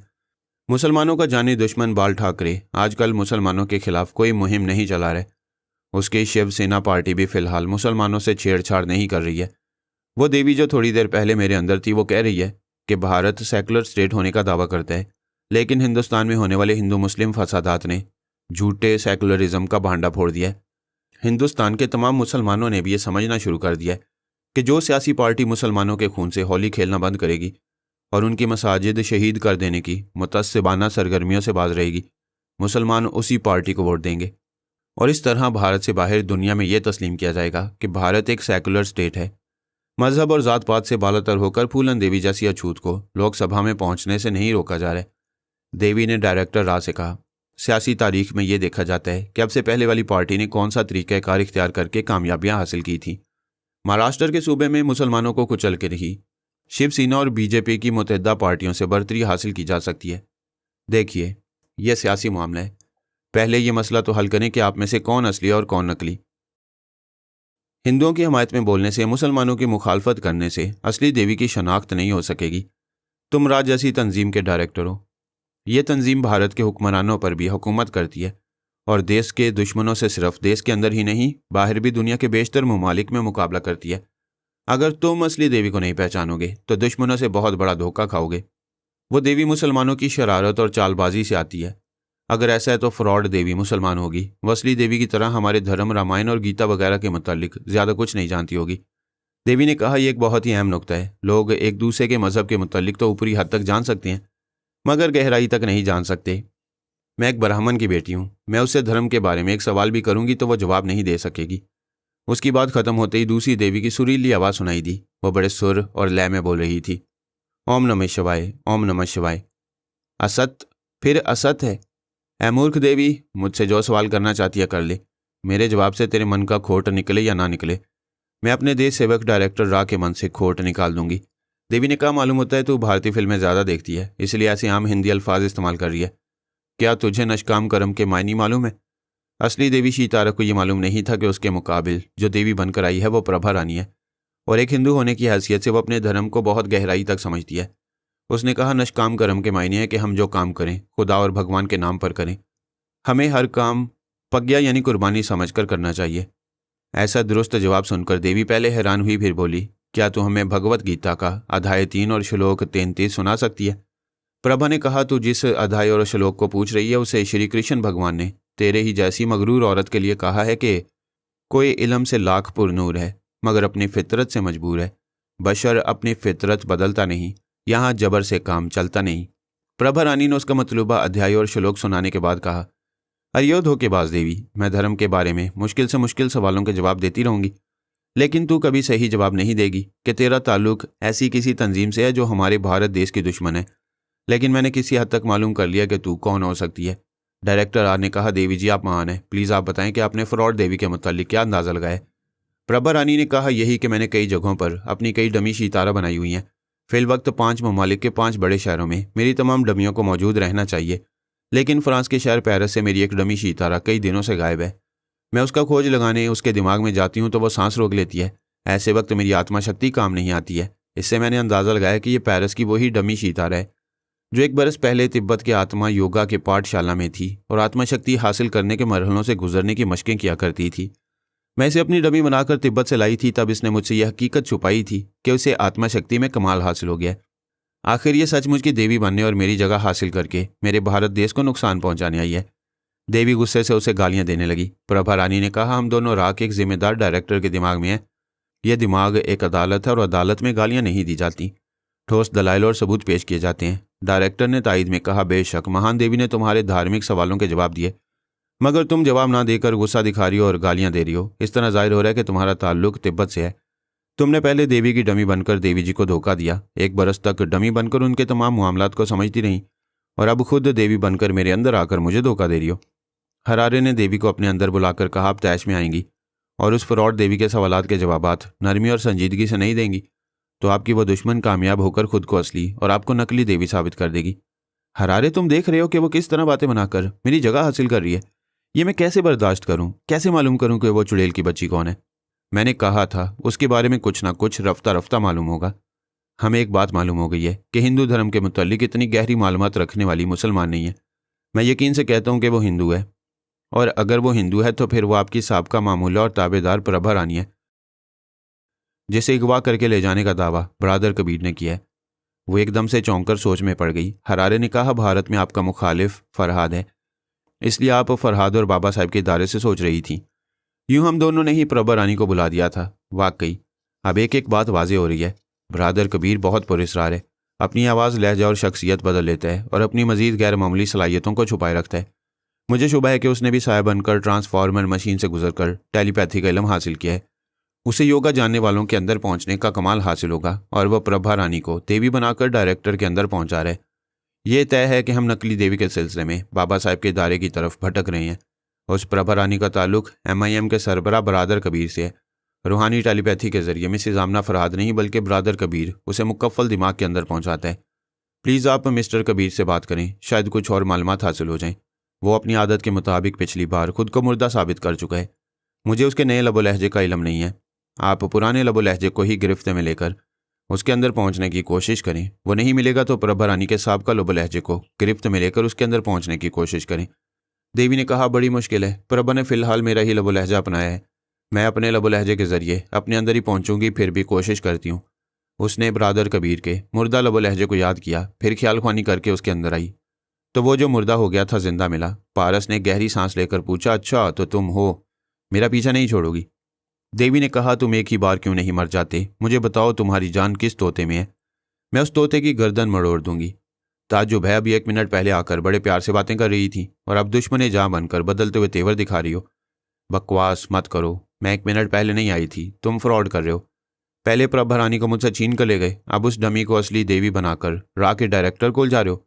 कमाल है, कुछ ऐसी शिकायत वो पहले आने वाली भी कर रही थी। बड़े प्यार से पूछ रही थी, मेरी जान की कसम देकर कह रही थी। बोलो ना जानी, क्या आजकल तुमने देवियां बनाने का काम शुरू कर रखा है? एक कमीनी मेरी तरह असली देवी बनकर डायरेक्टर रा के पास आने लगी है। कमीनी होगी वो और कमीनी होगे तत। अच्छा हुआ मेरी शान में गुस्ताखी करने से पहले अकल आ गई। पिछली बार गुस्ताखी की सजा देते हुए तुम्हें कुतिया बना दिया था और तुम बड़े सुर में भौंक रही थी। मेरा मशवरा है, ठंडी चीज़ें खाया करो, दिमाग ठंडा रहा करेगा। देखो, तुम्हारी इस बात से जाहिर हो गया कि मैं असली देवी हूँ। तुमने पिछली बार वाकई मुझे सजा दी थी और अभी मैं गुस्ताखी करते करते संभल गई। मान लो कि मैं असली हूँ। वाकई तुमने खुद को असली साबित कर दिया है, लेकिन वो बिल्कुल तुम्हारे अंदाज में आती है। ऐसे में कैसे असली नकली को पहचानूंगा? तुम ऐसी बातें करके ये जाहिर करना चाहते हो कि तुम प्रभा रानी से असली देवी का रोल प्ले नहीं करा रहे हो। मैं तुम्हारे झांसे में नहीं आऊंगी। फॉर गॉड सेक, सच्ची बात मान लो और मेरी उलझन दूर करो। मैं तुम्हारे नाजुक से दिल को तोड़ना नहीं चाहता। दिल टूटेगा तो परेशान रहोगी और सेहत खराब होगी। सेहत बिगड़ेगी तो बीमार रहोगी, फिर ख्याल ख्वानी नहीं कर सकोगी। तुम इतना क्यों बोलते हो? प्लीज़ काम की बात करो। मैं काम की सच्ची बात कहूंगा तो तुम यकीन नहीं करोगी। फिर भी मैं खुदा को हाजिर और नाजिर जानकर कहता हूँ कि प्रभा रानी मेरे पास नहीं है। मैं उसे तुमसे छीन कर ले जाने का दावा गलत कर रहा था। मैंने ये बात खुदा को हाजिर और नाजिर जानकर कही है। तुम्हें यकीन आए तो चली जाओ, मुझे तुमसे कोई रिश्तेदारी नहीं करनी है। मैं यकीन कर रही हूँ तुम अपने खुदा का नाम लेकर झूठ नहीं बोलोगे। मगर तुम्हें ये कैसे मालूम हुआ कि एक और देवी पैदा हो गई है? अब मैं हर बात का यकीन दिलाने के लिए कस्में नहीं खाऊंगा। तुम्हारे आने से पहले एक देवी मेरे पास आई थी। उस वक्त मैं उसे असली समझता रहा, लेकिन अभी तुमसे गुफ्तगू करते हुए सोच रहा हूँ कि वो फ्रॉड करने वाली प्रभा रानी होगी। तुम ये राय किस तरह कायम कर रहे हो? ये उन दिनों की बात है जब तुमने प्रभा को ट्रांसफार्मर मशीन से गुजार कर टेलीपैथी का इल्म सिखाया। मैं उसके अंदर साया बनकर रहता था, इसलिए मैंने भी टेलीपैथी का इल्म सीख लिया। मुझे यकीन की हद तक शुबा था कि तुम भी टेलीपैथी सीख गए हो। ताज्जुब है, टेलीपैथी जानने के अलावा तुम साया बनकर भी उसके अंदर रहते थे, फिर भी वो तुमसे कहीं दूर चली गई। मैं अभी यही बताने जा रहा हूँ। वो जो नज़र आती थी वो नहीं थी, बड़ी पुरस्कार थी। मैं पहली बार साया बनकर उसके अंदर रहने लगा तो रात के 2 बजे मैंने उसकी धीमी धीमी सी आवाज़ सुनी। मैंने उसके अंदर से निकल कर देखा तो वो अपने बिस्तर पर आंखें बंद किए लेटी हुई थी। उसके होंठ हिल रहे थे। वो तिब्बत की एक इलाकाई ज़ुबान में कुछ बुड़बुड़ा रही थी। मैंने ख्याल ख्वानी के जरिए उसके अंदर पहुंचकर मालूम किया कि वो महज ख्वाब में ऑल फॉल बक रही है या कोई दुश्मन टेलीपैथी जानने वाला उसके ख्वाबीदा दिमाग पर तनवीमी अमल कर रहा है। देवी ने बड़े तजस्सुस से पूछा, क्या वो तिब्बत की इलाकाई ज़ुबान में बोल रही थी? हाँ, सिर्फ वो नहीं, उसके ख्वाबीदा दिमाग में भी कोई वैसी ही ज़ुबान में कुछ बोल रहा था। मैं वो ज़ुबान नहीं जानता हूँ, लेकिन मर्द की गुफ्तगू के अंदाज से पता चल रहा था कि वो कोई अमल नहीं कर रहा है। गुफ्तगू के दौरान वो एक आध बार हंसे भी थे। मैं उस रात प्रभा रानी का ये नया रूप देखकर हैरान रह गया था। देवी ने कहा, तुम्हारी बातें सुनकर मैं खुद हैरान हो रही हूँ। मैंने प्रभा को अपनी मामूला और ताबेदार बनाने से पहले अपनी आत्मा शक्ति के जरिए उसकी ज़िंदगी के एक एक खुफिया गोशे के बारे में मालूम किया था। उसके किसी चोर ख्याल ने उसका ताल्लुक तिब्बत के इलाके से नहीं बताया था। तुम्हें अपनी आत्मा शक्ति पर इतना गुरूर क्यों है? क्या तुम्हारी आत्मा शक्ति ने कभी मेरे अंदर के वो भेद मालूम किए जिन्हें मैं छुपाए रखता हूँ? तो तुम उनसे बेखबर रहती हो। मैं आर्जी तौर पर मुर्दा होकर कहाँ गुम हो जाता हूँ? क्या तुम्हारी आत्मा शक्ति ने भी मुझे ढूंढ निकाला है? क्या तुम नहीं जानती कि तिब्बत के योगी लामा कितनी ज़बरदस्त आत्मा शक्ति के हामिल होते हैं? वो ज़रा चुप रही। सोच के जरिए माई खरारे से बोली, मैं तुम्हारे मशवरे पर अमल करके खुशफहमी से बाज रहने की कोशिश करती हूँ, मगर अनजाने में ये खुशफहमी मुझे मगरूर बना देती है। ब्रादर कबीर दुरुस्त कह रहा है। तिब्बत के किसी योगी लामा के आत्मा ज्ञान के मुकाबला में मेरी आत्मा शक्ति अभी तिफले मकतब की तरह है। और ये तो सामने की बात है कि जब ब्रादर कबीर अपने गैर मामूली इलम से रूपोश हो जाता है तो उसे ढूंढ निकालने में मेरी आत्मा शक्ति काम नहीं आती है। हरारे, तुमने दुरुस्त कहा था। मैं अपनी खुशफहमी के बायस धोखा खाती और नाकाम रहती हूँ। मैं प्रभा रानी को अपनी मामूला बनाने के बावजूद उसकी आत्मा की गहराई तक ना पहुंच सकी और वो बज़ाहिर मेरी मामूला और ताबेदार बनकर मुझे धोखा देती रही। हरारे ने कहा, देवी जी, आप में ये बड़ी खूबी है कि आप अपनी कमज़ोरी को खुद तस्लीम कर लेती हैं। इस तरह आप खुशफहमी जैसी कमज़ोरी पर काबू पा लेंगी। फिर कोई दुश्मन आपको खुशफहमी में मुब्तला रखकर फ़रेब नहीं दे सकेगा। ये अच्छा हुआ कि ब्रादर कबीर से राब्ता होने के बाद प्रभा रानी की असलियत बड़ी हद तक मालूम हो गई है। हाँ, जब डायरेक्टर रा के दिमाग में थे और प्रभा मेरे बारे में कह रही थी कि वो मुझे डमी बनाने के लिए तिब्बत से लेकर आई थी, अगरचे वो मक्कारी से झूठ बोली थी मगर चूंकि खुद तिब्बत से ताल्लुक़ रखती है इसलिए मुझे तिब्बत के इलाके से मंसूब कर रही थी। ये मालूम होना चाहिए कि ब्रादर कबीर ने उस रात प्रभा के दिमाग में जाकर किस मर्द की आवाज़ सुनी थी। वो तिब्बत की इलाकाई ज़ुबान बोलने वाला कौन हो सकता है? क्या वो प्रभा को आलाकार बनाकर भारत में कोई ऐसा खेल खेल रहा है जिससे उनका या उनके पीछे किसी तंजीम या किसी बड़े मुल्क का मुफाद छुपा हुआ है? देवी फिर ख्याल ख्वानी की परवास करके ब्रादर कबीर के अंदर पहुंची। जब भी वो उसके अंदर पहुंचती थी तो ब्रादर कबीर फ़ौरन उसकी सोच की लहरों को महसूस करके कहता था, अच्छा तो तुम आ गई। उसने इस बार ये नहीं कहा क्योंकि वो पहले ही देवी से गुफ्तगू कर रहा था और उससे पूछ रहा था, ये भी तुम मुझसे बातें करते करते कहाँ चली गई थी? वो बोली, बातें मैं नहीं कर रही थी, वो 2 कौड़ी की देवी कर रही थी जिसका गुरूर मैं तोड़ने वाली हूँ। अच्छा समझ गया, तुम असली देवी नहीं बल्कि प्रभा रानी हो। हाय प्रभा, तुमने मेरे साथ कितने रंगीन और संगीन लम्हात गुजारे, फिर मुझे दगा देकर कहाँ गुम हो गई? भूल जाऊँ उन लम्हात को। मैं आर्जी तौर पर देवी सितारा की आलाकार बनकर तुम्हारे पास चली आई थी। वो देवी कहलाने वाली गधी बहुत खुश थी। मेरी आत्मा के अंदर उतरकर ये मालूम नहीं कर सकती थी कि मैं एक अहम मिशन पर आई हूँ। मेरे गुरु ज्ञान राय ने कहा था कि मुझे देवी सितारा और ब्रादर कबीर के ज़्यादा से ज़्यादा हथकंडों से वाकिफ़ होकर भारत पहुंचना चाहिए। ये गुरु ज्ञान राय कौन है? मशरकी शुमाली तिब्बत के महाशक्तिमान योगी लामा है। वो इतने बड़े ज्ञानी हैं कि तुम आवाज़, लहजा और शख्सियत बदलकर या साया बनकर रूपोश हो जाओ, तब भी वो तुम्हारी खुफिया पनाहगाह में पहुंचकर तुम्हारी गर्दन दबोच लेंगे। चूंकि तुमसे हमें कोई नुकसान नहीं पहुंच रहा, इसलिए गुरु ज्ञान राय तुम्हें नज़रअंदाज कर रहे हैं। पारस ने कहा, ठीक है, इस बंदे ब्रादर कबीर से नुकसान नहीं पहुंच रहे, लेकिन देवी सितारा से तुम्हारी दुश्मनी चल रही है। फिर तुम्हारे गुरुदेव उस देवी की खुफिया पनाहगाह तक पहुंचकर उसे हलाक क्यों नहीं करते हैं? प्रभा रानी ने कहा, मजबूरी है। गुरुदेव जानते हैं कि देवी कहाँ है, लेकिन वहां तक पहुंचने से पहले एक नन्ही बच्ची उस देवी को बचा लेती है। पारस ने हैरानी से पूछा, एक नन्ही सी बच्ची? तुम्हारे गुरुदेव इतने बड़े ज्ञानी हैं और एक नन्ही सी बच्ची के आगे मजबूर हैं? आखिर वो बच्ची कौन है? वह सोनिया की बेटी आला बीबी सानी है। इल्म नजूम के मुताबिक एक दिन वही बच्ची उस देवी सितारा को बेनकाब करेगी। मेरे गुरुदेव सितारों की चाल और तकदीर की मंशा के खिलाफ कोई कदम नहीं उठाते हैं। हाँ, अगर देवी सितारा उस बच्ची को किसी तरह हलाक कर दे तो रास्ते की दीवार खुद गिर जाएगी। देवी उस बच्चे को मारकर खुद अपने पाँव पर कुल्हाड़ी मारेगी और गुरुदेव फिर किसी रोक टोक के बगैर देवी की शाह राग तक ज़ेरे ज़मीन पहुंच जाएंगे। ये बातें सुनते ही देवी सितारा दिमागी तौर पर माए खरारे के पास आ गई। वो भी देवी के पास पारस के दिमाग में गया था और सब कुछ सुनता रहा था। दूसरे लफ्ज़ों में पारस अनजान बनकर उन दोनों को तिब्बत के फर्जी गुरुदेव की कहानी प्रभा की जुबानी सुनाता रहा। माई खरारे ने पूछा, देवी जी, ये सोनिया की बेटी का मामला क्या है? देवी ने ज्योतिष विद्या और जनाब तबरेज़ी की पेशगोई के मुतल्लिक बताया। फिर कहा, सोनिया की बेटी आला बीबी सानी पर हर 7वां महीना भारी पड़ता है। उस महीने की नहूसत से मैं फ़ायदा उठाकर उसे हलाक कर सकती हूँ। उसकी मौत के बाद फिर कोई मुझे बेनकाब नहीं कर सकेगा। लेकिन ये एक नया गुरु ज्ञान राय मेरे लिए मुसीबत बनाया है। आपके बयान के मुताबिक आला बीबी सानी 1 बरस की हो गई। फिर 6 माह के बाद 7वें महीने में आपने उस पर कातिलाना हमले कराए, लेकिन सोनिया ने तमाम हमले नाकाम बना दिए। अब वो 2 बरस 1 माह की हो चुकी है। उसके लिए नहूसत का 7वां महीना दूसरी बार आ रहा है। कल से 7वां महीना शुरू होगा। लेकिन वो बच्ची जो आपको एक दिन बेनकाब करने वाली है, वो आपको उस महाशक्तिमान गुरु ज्ञान राय से बचा रही है। इन हालात में अब बच्ची को नुकसान पहुंचाएंगी तो आपसे ज़्यादा शक्तिमान वाला आपको हलाक कर देगा या फिर आपको अपनी मामूला और ताबेदार बना लेगा। वो परेशान होकर बोली, नहीं, भला से यह 7वां महीना गुजर जाए, मैं आला बीबी सानी को कोई नुकसान नहीं पहुंचाऊंगी।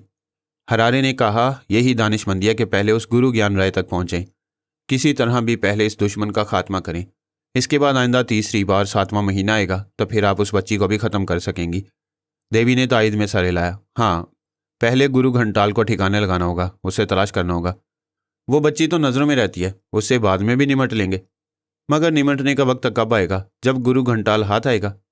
सानी, अली और पारस ने प्रभा को देवी बनाकर देवी सितारा के दिमाग में ये नक्श कर दिया था कि वो बच्ची जिंदा रहेगी तो देवी भी सलामत रहेगी। आलिया और पारस ने अपनी बहन आला बीबी सानी को सुकून से 7वां महीना गुजारने के लिए ऐसी चाल चली थी। वो देवी सितारा को अपनी नन्ही बहन से दूर भारत में उलझा रहे थे। आला बीबी सानी 2 बरस 1 माह की हो चुकी थी। इस 1 माह के बाद जो दूसरा महीना शुरू होता वो ज्योतिष विद्या के हिसाब से आला बीबी सानी के लिए दूसरी बार 7वां मनहूस महीना होता। ऐसे वक्त सोनिया फिर एक शेरनी की तरह इरादे से निकलकर मैदान अमल में आती। फिर जिस तरह अपने मखसूस अंदाज में देवी को मुंह तोड़ जवाब देती, उसका वो अंदाज, उसकी चालबाजी और मक्काराना हेरा फेरी को पढ़कर आप भी सोनिया के लिए वाह वाह करते और फरमाइशों की भरमार होती कि सोनिया को बार बार मेरी दास्तान में पेश किया जाए। लेकिन माजरत के साथ अर्ज करता हूँ, वह एक ऐसी माँ भी है जिसने पारस की तरबियत करके सही मायनों में उसे एक ऐसा पारस पत्थर बना दिया है कि जिसे वो छू लेता है उसे सोना बनाकर हमेशा के लिए सोने को छोड़ देता है। आला बीबी सानी और किबरिया फरहाद 2 बरस 1 माह के हो चुके हैं। सोनिया ने उन्हें जन्म दिया है और अभी से दोनों की तरबियत शुरू हो चुकी है।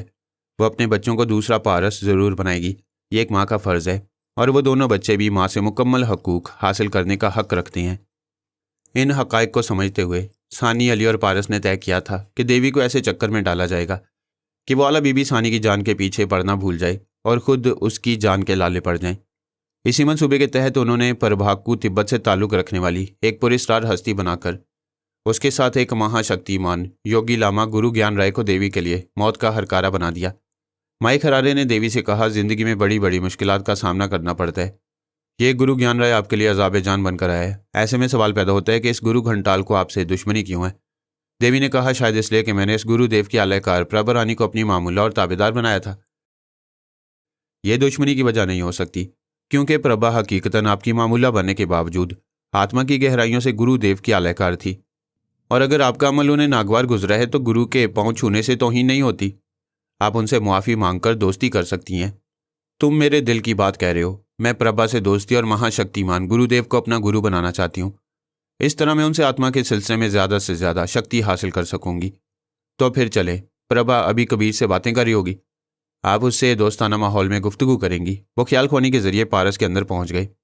पारस ने कहा, मैं पहचान गया, तुम असली देवी सीतारा हो। कैसे पहचान गए? जबकि दोनों देवियों की सोच की लहरें एक जैसी हैं। लहरें तो एक जैसी हैं, लेकिन तुम्हारा वजन कुछ ज़्यादा है। या तो तुम्हारे पाँव भारी हैं और तुम माँ बनने वाली हो, या फिर कोई तुम्हारे साथ है। तुम फजूल बातें बहुत करते हो। मेरे साथ मेरा एक मातहत है। मैं प्रभा से बात करने आई हूँ। मैं उसे दोस्ती करना चाहती हूँ, उसे अपनी बहन बनाना चाहती हूँ। खुदा खैर करे, तुम्हारे ख्यालात में ये इनकलाब कैसे आ गया? इनकलाब की क्या बात है? वो मेरी धर्म वाली है। धर्म के मुताबिक वैसे भी हम दोनों बहनें कहलाएंगी। कहलाना उसे कहते हैं जब लोग एक ही बात कसरत से कहने लगते हैं। तुम दोनों किसी को नजर नहीं आती हो, कहने वाली दुनिया ने तुम्हें देखा नहीं है, फिर तुम दोनों बहनें कैसे कहलाओगी? मैं तुम्हारे पास आकर परेशान हो जाती हूँ, मगर क्या करूँ, आना ही पड़ता है। प्लीज़ प्रभा रानी से मेरी बात कराओ। वो थोड़ी देर पहले मेरे पास थी, फिर कभी आएगी तो तुम भी चली आना। क्या तुम किसी तरह उससे रब्ता नहीं कर सकते? तुम दोनों का लबो लहजा एक जैसा है। मैं ख्याल ख्वानी करूंगा तो बेयक वक्त दोनों के अंदर पहुंचूंगा। ऐसा करो, अभी जाओ, चंद सेकंड के बाद वापस आ जाना। वह हरारे के साथ उसके अंदर से निकल गई। पारस ने फौरन ही अली के पास पहुंचकर कहा, देवी आई थी, प्रभा को बहन बनाना चाहती है। वह फिर किसी भी लम्हे में मेरे अंदर आ सकती है। तुम प्रभा को अच्छी तरह सिखा पढ़ाकर 1 मिनट के अंदर मेरे पास भेज दो। वह फिर दिमागी तौर पर हाजिर हो गया। चंद सेकंड के बाद देवी ने आकर पूछा, क्या मैं अपनी बहन को मुखातिब कर सकती हूँ? ज़रा इंतज़ार करो, वो आने ही वाली है। मैं जब गया तो वो लगा रही थी। क्या लगा रही थी? देखो, कोई बकवास ना करना। तुम कोई सवाल ना करो, मैं बकवास नहीं करूँगा। पहले तजस्सुस पैदा करते हो, फिर कहते हैं सवाल ना करूँ। सीधी तरह बताओ वो क्या लगा रही थी। मैं कैसे बताऊँ, मुझे शर्म आ रही है। भगवान की कसम खाकर कहती हूँ, अगर तुम मेरे सामने होते तो तुम्हारा मुंह तोड़ देती। कोई शर्म वाली बात थी तो तुमने बात क्यों छेड़ी? तुम तो पीछे पड़ गई हो। ठीक है, जिद कर रही हो तो बता रहा हूँ। वो बात यह है कि जब मैं उसके पास पहुंचा तो वो एकदम से शर्मा गई। टेलीपैथी में यही खराबी है, हम सोच के जरिए अचानक ऐसे वक्त पहुंच जाते हैं जबकि पहुंचना नहीं चाहते। हुआ ये कि जब मैं उसके पास पहुंचा तो वो बात काट कर बोली, ए बेशरम लफंगे, खबरदार आगे कुछ ना कहना। अजीब औरत हो, पहले मुझे बोलने पर मजबूर कर रही थी, अब कह रहा हूँ तो कहने से रोक रही हो। उसी वक्त प्रभा की आवाज़ सुनाई दी। वो देवी के लबो लहजे में बोल रही थी, हेलो मिस्टर कबीर, तुमने मुझे क्यों बुलाया? देवी ने कहा, बहन, मैंने तुम्हें बुलाया, मैं कुछ ज़रूरी बातें करना चाहती हूँ। प्रभा ने पूछा, क्या वो ज़रूरी बातें ऐसी है जिन्हें कहने से पहले मुझे बहन कहना ज़रूरी है? क्या बहन कहने पर तुम्हें एतराज़ है? हाँ, इससे पहले जानी दुश्मन बनकर बोलती रही हो, फिर इसी ज़ुबान से बहन कहोगी तो साफ तौर से यही समझ में आएगा कि तुम मीठी छुरी बनकर बहन का रिश्ता जोड़ रही हो। मैं महादेव शिव शंकर की कसम खाकर कहती हूँ, मुझे सिर्फ इस बात पर गुस्सा आ गया था कि असली देवी सितारा मैं हूँ और तुम मुझे झुठला रही हो। इंसान को गुस्सा आता ही है, हम सबसे गलती होती है। मेरी इस गलती को माफ़ करके मुझे अपनी महाशक्तिमान गुरु ज्ञान राय से एक बार मिला दो। मैं उनके कदमों में दासी बनकर रहना चाहती हूँ। ना मैं तुम्हारी बहन बन सकती हूँ और ना गुरुजी तुमसे मिलना पसंद करेंगे, क्योंकि हमारे तुम्हारे रास्ते अलग हैं। अगर रास्ते अलग होंगे तो मैं अपना रास्ता छोड़कर तुम्हारे रास्ते पर आ जाऊंगी। मेरे गुरुदेव बड़े ज्ञानी हैं, उन्होंने पहले ही कह दिया था कि तुम कभी अपना रास्ता इसलिए नहीं बदलोगी कि तुम वक्त और हालात के मुताबिक अपना मजाज बदलना नहीं जानती हो। तुम एक बार उनसे मेरी गुफ्तगू करा दो, फिर वो मुझे नर्क में जाने को भी कहेंगे तो चली जाऊंगी। हो सकता है तुम ऐसा कर सको, लेकिन गुरुजी की आज्ञा मानकर तुम अपने देश के खिलाफ कोई काम नहीं करोगी। देवी जरा हिचकिचाई, फिर बोली, वह मुझे देश के खिलाफ कोई काम करने का हुक्म क्यों देंगे? इसलिए कि मेरे गुरुदेव अवामी जमहूरिया चीन के एक बहुत ही काबिल सीक्रेट एजेंट हैं।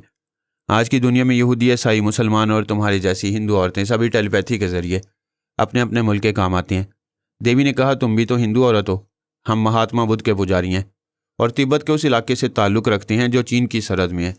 हम हुकूमत चीन के वफादार हैं। तुम्हारी भारतीय हुकूमत की खारजा पॉलिसी ने पहले हुकूमत चीन को शुबे में मुब्तला किया कि वो सियाचिन में अमरीकी फ़ौज को अड्डा बनाने की इजाज़त देगी ताकि चीनी अफवाज जनूबी एशिया और सेंट्रल एशिया की तरफ पेशकदमी ना कर सके। देवी ने कहा, यह झूठ है। पाकिस्तानी हुकूमत ऐसे झूठे प्रोपेगेंडे करती है और भारतीय हुकूमत को बदनाम करती है। प्रभा ने कहा, तुम भूल रही हो देवी कि मेरे गुरुदेव महाशक्तिमान हैं। वह तुम्हारे भी चोर ख्यालात पढ़ सकते हैं। मैंने और गुरुदेव ने कांग्रेसी हुक्मरानों और रा के तमाम अहम ओहदेदारों के ख्यालात पढ़े हैं। तुम्हारे वजीर खारजा की भी यही इरादे हैं कि दोस्ती का मुआहदा करने के बाद अमरीकी फ़ौजें सियाचिन में पड़ाव डालेंगी तो सियाचिन के महाज पर लड़ने वाले पाकिस्तानी फ़ौजी जवानों के हौसले पस्त हो जाएंगे और दूसरी तरफ से चीन अपनी फ़ौजों को सियाचिन से आगे नहीं बढ़ा सकेगा। देवी ने कहा, मैं महादेव शिव शंकर की पुजारन हूँ। मुझे सियासी और हुकूमती मामले में ना उलझाओ। मैं तो तुम्हें बहन बनाना और गुरुदेव से आत्मशक्ति का दरस हासिल करना चाहती हूँ। ये तो बड़ी अच्छी बात है कि तुम चीन और भारत की सियासत में उलझना नहीं चाहती। अगर तुम 2 माह तक सिर्फ पूजा भक्ति में मसरूफ़ रहोगी और हमारे सियासी मामलात में दखल नहीं दोगी तो गुरुदेव तुम्हें मुकम्मल आत्मशक्ति देने के लिए खुद तुम्हारे पास आएंगे। देवी ने परेशान होकर पूछा, क्या वो मेरे रूबरू पहुंच जाएंगे? बेशक ये उनके लिए एक मामूली सी बात है, लेकिन इल्म नजूम के मुताबिक तुम्हारे रूबरू सबसे पहले सोनिया की बेटी पहुंचेगी। वह तुम्हें मुकम्मल आत्मशक्ति देने की खातिर तुम्हारे दिमाग में आया करेंगे। देवी को यह मंजूर नहीं था कि कोई उसे कुछ भी सिखाने के लिए उसके दिमाग में आए, लेकिन वह खुलकर एतराज़ नहीं कर सकती थी। एतराज़ करने के बावजूद वह गुरु घंटाल किसी रोक टोक के बगैर उसके अंदर किसी भी वक्त आ सकता था और हो सकता था कि ऐसा सोचते वक्त भी वो अंदर इत्मीनान से रहकर उसके ख्यालात पढ़ रहा हो। उसकी परेशानी बढ़ने लगी। अगरचे वो भी रुपोश थी, मगर गुरु घंटाल उसे आत्माशक्ति के जरिए देख रहा होगा। वो घबराकर दिमागी तौर पर हाजिर हो गई। उसकी समझ में नहीं आ रहा था कि इस नागहानी बला को किस तरह अपने दिमाग से दूर रखे। वो उसे बुलाते हुए भी डर रही थी कि कहीं वो दिमाग में बैठा सुन ना रहा हो। ऐसे दुश्मन को कैसे भगाया जा सकता है जो घर के अंदर था मगर उसकी आहट भी नहीं मिल रही थी। वो घबराकर माई खरारे के पास आई। वो बोला, मैंने तमाम बातें सुनी हैं। वाकई ये बड़ी तशवीश की बात है कि वो गुरुदेव आपकी मौजूदा रिहाइश का भी जानते हैं और आपके अंदर भी आ सकते हैं। मैं कभी नहीं चाहूँगा कि कोई भी गुरु घंटाल आपसे मुकाबले में ज़बरदस्त हो और आपको कमतर या अपना मातियत बनाकर रखे। वो बोली, अगर ऐसा हो रहा है, ये होने वाला है, तो ये मेरी बदकिस्मती होगी। मैं किसी की मातियत बनने से पहले खुदकुशी कर लूँगी। आप मायूस ना हो, एक रास्ता है। आप भी ब्रदर कबीर की तरह अपनी आत्मशक्ति के जरिए अपनी आवाज़, लहजा और शख्सियत तब्दील करें। ऐसा करते वक्त यकीन कर लें कि वो गुरु घंटाल मौजूद नहीं है, बल्कि हम प्रभा और उसके गुरु को भारत के किसी पेचीदा मामले में उलझाएंगे। जब यकीन हो जाए कि वो दूसरी तरफ उलझे हुए हैं तो आप अपनी शख्सियत तब्दील करके आइंदा भी देवी की हैसियत से किसी से ताल्लुक़ न रखें। प्रभा को देवी बनकर रहने दें। आपके महफूज हो जाने के बाद हम प्रभा और उसके गुरु से निमट लेंगे। मैं तुम्हारी तदबीर पर अमल करूंगी, लेकिन अभी प्रभा को क्या जवाब दिया जाए और किस तरह उसे उसके गुरु के साथ भारत में मसरूफ़ रखा जाए। माई खराने ने उसे चंद अहम मशवरे दिए। फिर वो दोनों पारस को हमेशा की तरह ब्रदर कबीर समझकर उसके पास आए। पारस ने पूछा, तुम बातें करते करते अचानक कहाँ चली जाती हो? मैं अपने खास मुशीर से मशवरे करने गई थी। उसने मशवरा दिया कि मुझे भारतीय सियासत से अलग रहकर गुरुदेव के चरणों में ज्ञान और आत्मशक्ति हासिल करते रहना चाहिए। तुम्हारा मुशीर बहुत ही ज़हीन और चालाक है। ये प्रभा देवी मौजूद है, इनसे बातें करो। देवी ने कहा, बहन, मैं आज से देवी नहीं कहलाऊंगी। ये मानती हूँ कि तुम देवी कहलाने की हकदार हो। मैं तुमसे तन्हाई में कुछ बातें करना चाहती हूँ। तुम किसी मामूली और गैर जानिबदार शख्स को आलाकार बनाकर मुझे उसकी आवाज़ सुनाओ। फिर हम दोनों उस आलाकार के अंदर रहकर गुफ्तगू करेंगे प्रभा ने कहा, बेहतर है तुम किसी को आलाकार बनाकर मुझे उसके अंदर बुलाओ। अच्छी बात है, ज़रा 1 मिनट इंतज़ार करो। देवी दिमागी तौर पर हिमालय की वादी में उस कार के अंदर पहुंची जहां उसकी मौजूदा रिहाइश थी। उसने रेडियो के पास आकर एक पत्थर पर बैठकर उसे ऑन किया। उसके कई स्टेशन तब्दील किए। फिर एक स्टेशन से एक शख्स की आवाज़ सुनकर रेडियो बंद किया। फिर ब्रादर कबीर के अंदर आके कहा, बहन प्रभा, तुम चंद सेकंड के लिए मेरे अंदर आओ, सिर्फ चंद सेकंड के लिए। प्रभा ने थोड़ी देर के बाद आकर कहा, हम दोनों का लबो लहजा एक है। मैंने सांस रोककर अपने दिमाग के दरवाजे बंद किए, तब तुम्हारे अंदर आने का रास्ता मिला है। देवी ने रेडियो पर जिस शख्स की आवाज़ सुनी थी उस शख्स के अंदर पहुंचकर प्रभा से कहा, तुम इसके अंदर जाओ, मैं अपनी सांस रोक रही हूँ। फिर उसने सांस रोक ली। प्रभा उस अजनबी के अंदर पहुंच गई। वह स्पेन का रहने वाला था। ना अंग्रेजी जानता था और ना ही हिंदी जुबान समझता था। वह दोनों उसके अंदर बोलने लगी तो वह बौखला गया। दोनों हाथों से सर थामकर सोचने लगा, ये मेरे अंदर औरतों की आवाज़ें कैसे उभर रही हैं? ये कौन सी जुबान बोल रही हैं? वो रेडियो स्टेशन के अंदर साउंड बूथ में माइक के सामने साइंसी और जदीद टेक्नोलॉजी के मौजू पर बोल रहा था। ऐसे वक्त बोलना भूल गया। चीख कर बोला, ये मेरे अंदर औरतों की आवाज़ें गूंज रही हैं। आवाज़ तो एक ही जैसी है, मगर वो 2 या 2 से ज़्यादा लगती हैं। साउंड बूथ के उस माइक को बंद कर दिया गया। वहाँ के कई अफराद उसके पास आकर उसे थामकर पूछने लगे कि वो अचानक एबनॉर्मल कैसे हो गया, क्यों फजूल सी बातें कर रहे हैं कि उसके अंदर औरतें बोल रही हैं। रेडियो स्टेशन के अमले के कुछ लोग उसे पकड़कर करीबी अस्पताल ले जाने लगे। देवी और प्रभा को परवाह नहीं थी कि सालेकार के साथ क्या हो रहा है। वो अपनी बातों में मसरूफ़ थी। देवी ने कहा, बहन प्रभा, मैंने तुम्हें इसलिए एक अजनबी के अंदर बुलाया है ताकि ब्रदर कबीर या कोई और शख्स हमारी गुफ्तगू ना सुन सके। मैं तुम्हारे इस मोहतात अंदाज को समझ रही हूँ। यहाँ हमारी आपस की बातें हमारे ये आलाकार स्पेनी शख्स भी नहीं समझ सकेगा। आप बताओ, तुम मुझसे क्या कहना चाहती हो? देवी ने कहा, अभी मैं कह चुकी हूँ कि मैं गुरुदेव के चरणों में रहकर उनसे ज्ञान और आत्मा शक्ति हासिल करूंगी। गुरुदेव ने जमहूरिया चीन की वफादारी में जो महाज कायम किया है उससे तुम्हें इस्तेमाल कर रहे हैं। ये उनकी पहली कामयाबी है कि भारत में सिर्फ एक ख्यालख्वानी करने वाली थी। उन्होंने तुम्हें देवी बनाकर मुझे देवी की जगह से हटा दिया है। प्रभा ने कहा, मुझे हैरानी है कि तुम मामूली से मुकाबले के बाद घुटने टेक रही हो।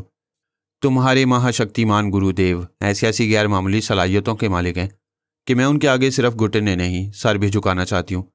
गुरुदेव मुझे अपनी दासी बना लेंगे तो मैं भारतीय सियासत से भी दूर रहा करूंगी। तुम ये बातें ब्रादर कबीर के दिमाग में भी कर चुकी हो। मैं समझ रही थी तुम कोई अहम राज की बात करना चाहती हो। हाँ, मैं अभी यही कहने वाली थी। मैं देशभक्ति से बाज आकर तुम्हारे सामने मैदान छोड़ रही हूँ। तुमसे और गुरुदेव से इल्तजा करती हूँ कि मेरी भी एक ख्वाहिश पूरी करें। अगर तुम अपने देश को हमारे रहम करम पर छोड़ रही हो तो हम तुम्हारी ख्वाहिश ज़रूर पूरी करेंगे। बोलो, क्या चाहती हो? मैं फरहाद अली तैमूर को भारत से निकालना चाहती हूँ। वो आजकल बम्बई में है। उसकी कार्रवाइयों से पता चलता है कि उसके साथ कुछ और टेलीपैथी जाने वाले हैं। उसके साथ टेलीपैथी जाने वालों की फ़ौज हो तब भी फरहाद मेरे गुरुदेव से अपनी जान बचाकर भागता रहेगा। ये तो तुम हमारे मंसूबे के मुताबिक कह रही हो। हम पहले ही तय कर चुके हैं कि फरहाद को भारत में रहने नहीं देंगे। देवी ने खुश होकर कहा, मैंने अपनी एक ख्वाहिश कबीर के दिमाग में रहकर इसलिए बयान नहीं की कि वो मुसलमान है।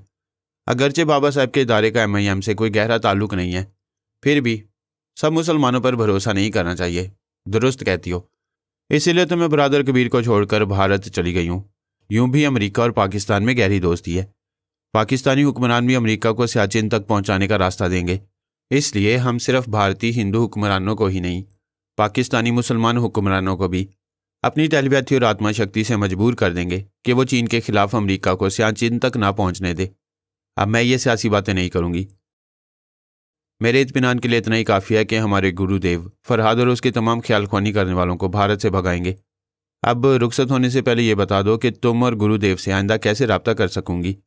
गुरुदेव के सिलसिले में कह चुकी हूँ कि जब तुम 2 माह तक इबादत और रियाजत में मसरूफ़ रहोगी और हमारे मामले में मुदाखलत नहीं करोगी तो गुरुदेव खुद तुमसे रब्ता करेंगे। तुम जब तक उनकी आजमाइश पर पूरी नहीं उतरोगी उस वक्त तक वह तुम पर एतमाद नहीं करेंगे और ना ही तुमसे बात करना गवारा करेंगे। मैं ज़रूर आजमाइश पर पूरी उतरूंगी, लेकिन तुमसे तो रब्ता हो सकता है।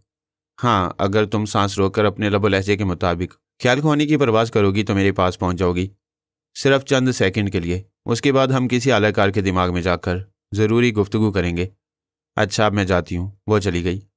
देवी और माइक हरारे ने भी उस अजनबी शख्स के दिमाग को आज़ाद छोड़ दिया। वह हरारे के पास आकर बोली, तुम्हारी चाल बड़ी कामयाब रहेगी। हम फरहाद के साये के भी करीब नहीं जाएंगे, दूर से तमाशा देखेंगे। प्रभा अपने गुरु घंटाल के जरिए तमाम मुसलमान टेलीपैथी जाने वालों को मेरे देश से भगा देगी। जी हाँ, ऐसा ही होगा। आप खुशफहमी जैसी कमज़ोरी को दूर कर रही हैं। इस तरह गुस्से और गर्म मजाजी से भी परहेज करेंगी तो जहन तरोताज़ा रहेगा। फिर आप ऐसी ही चालें चलेंगी जिसके नतीजे में अपना कोई नुकसान किए बगैर आप अपने मुख्तलिफ दुश्मनों को एक दूसरे से लड़ते देखेंगी। वाकई जहन पुरसकून रहे तो खूब काम करता है। अब हमें यह सोचना है कि प्रभा और गुरुदेव तो फरहाद वगैरह को भारत से भगाएंगे, लेकिन हम प्रभा और गुरुदेव की चालों को इस देश में कैसे नाकाम बनाएंगे? आपने यहूदी टेलीपैथी जानने वालों के दिमागों से अपना लब लहजा मिटाकर सोनिया की आवाज़ और लहजे में उन पर असर नो तनवीमी अमल किया है। यह आपकी दानिशमंदी है।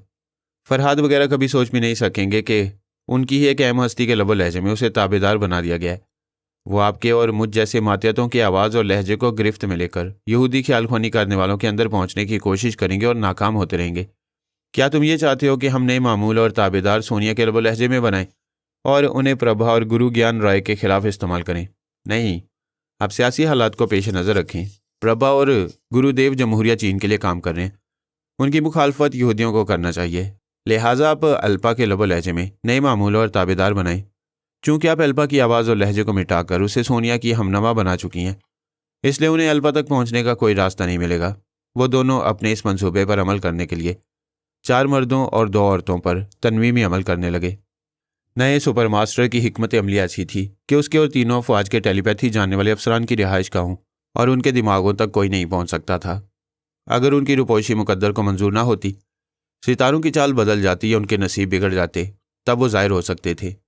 वो मुसलमान टेलीपैथी जानने वालों की इब्तदा से मुखालिफ थे, लेकिन अब देवी सितारा से उन्हें शदीद नफरत थी। उसकी आत्मा शक्ति से महफूज रहने के लिए उन्होंने रूपोशी इख्तियार की थी। वो इस ताक में थे कि कभी देवी का सुराग मिल जाए तो वे एक लम्हा भी ज़ाया किए बगैर उसे मार डालेंगे।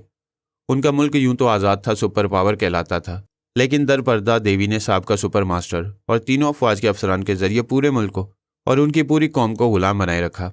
अगरचे ये गुलामी दुनिया वालों पर जाहिर नहीं हुई, लेकिन ये उनके लिए सख्त तौहीन आमेज मामला था कि पिछले 1 बरस तक इस मुल्क को एक औरत के शिकंजे से निजात नहीं मिली।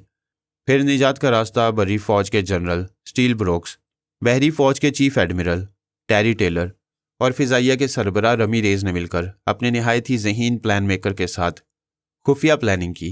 फिर इस प्लानिंग के मुताबिक उस साबका सुपर मास्टर और तीनों फौज के उन आला अफसरों को शूट कर दिया जो देवी के ताबेदार बने हुए थे। उन्होंने अपने प्लान मेकर ए लालास को सुपर मास्टर बना दिया।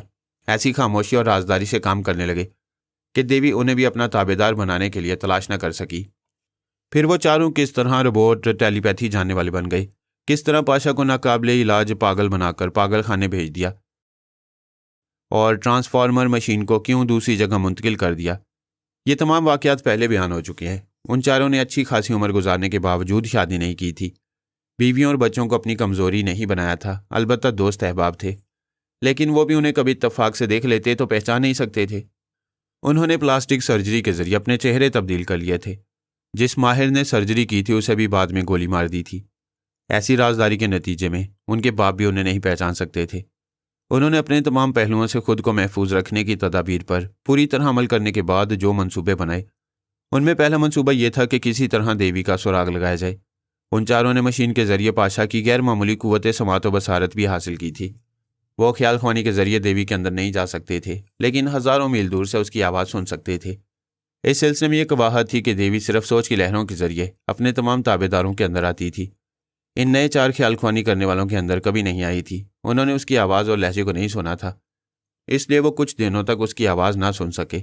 उन्हें बरादर कबीर की ये बात मालूम थी कि मैं भारत में हूँ और कश्मीर की जंग महाराष्ट्र में लड़ रहा हूँ।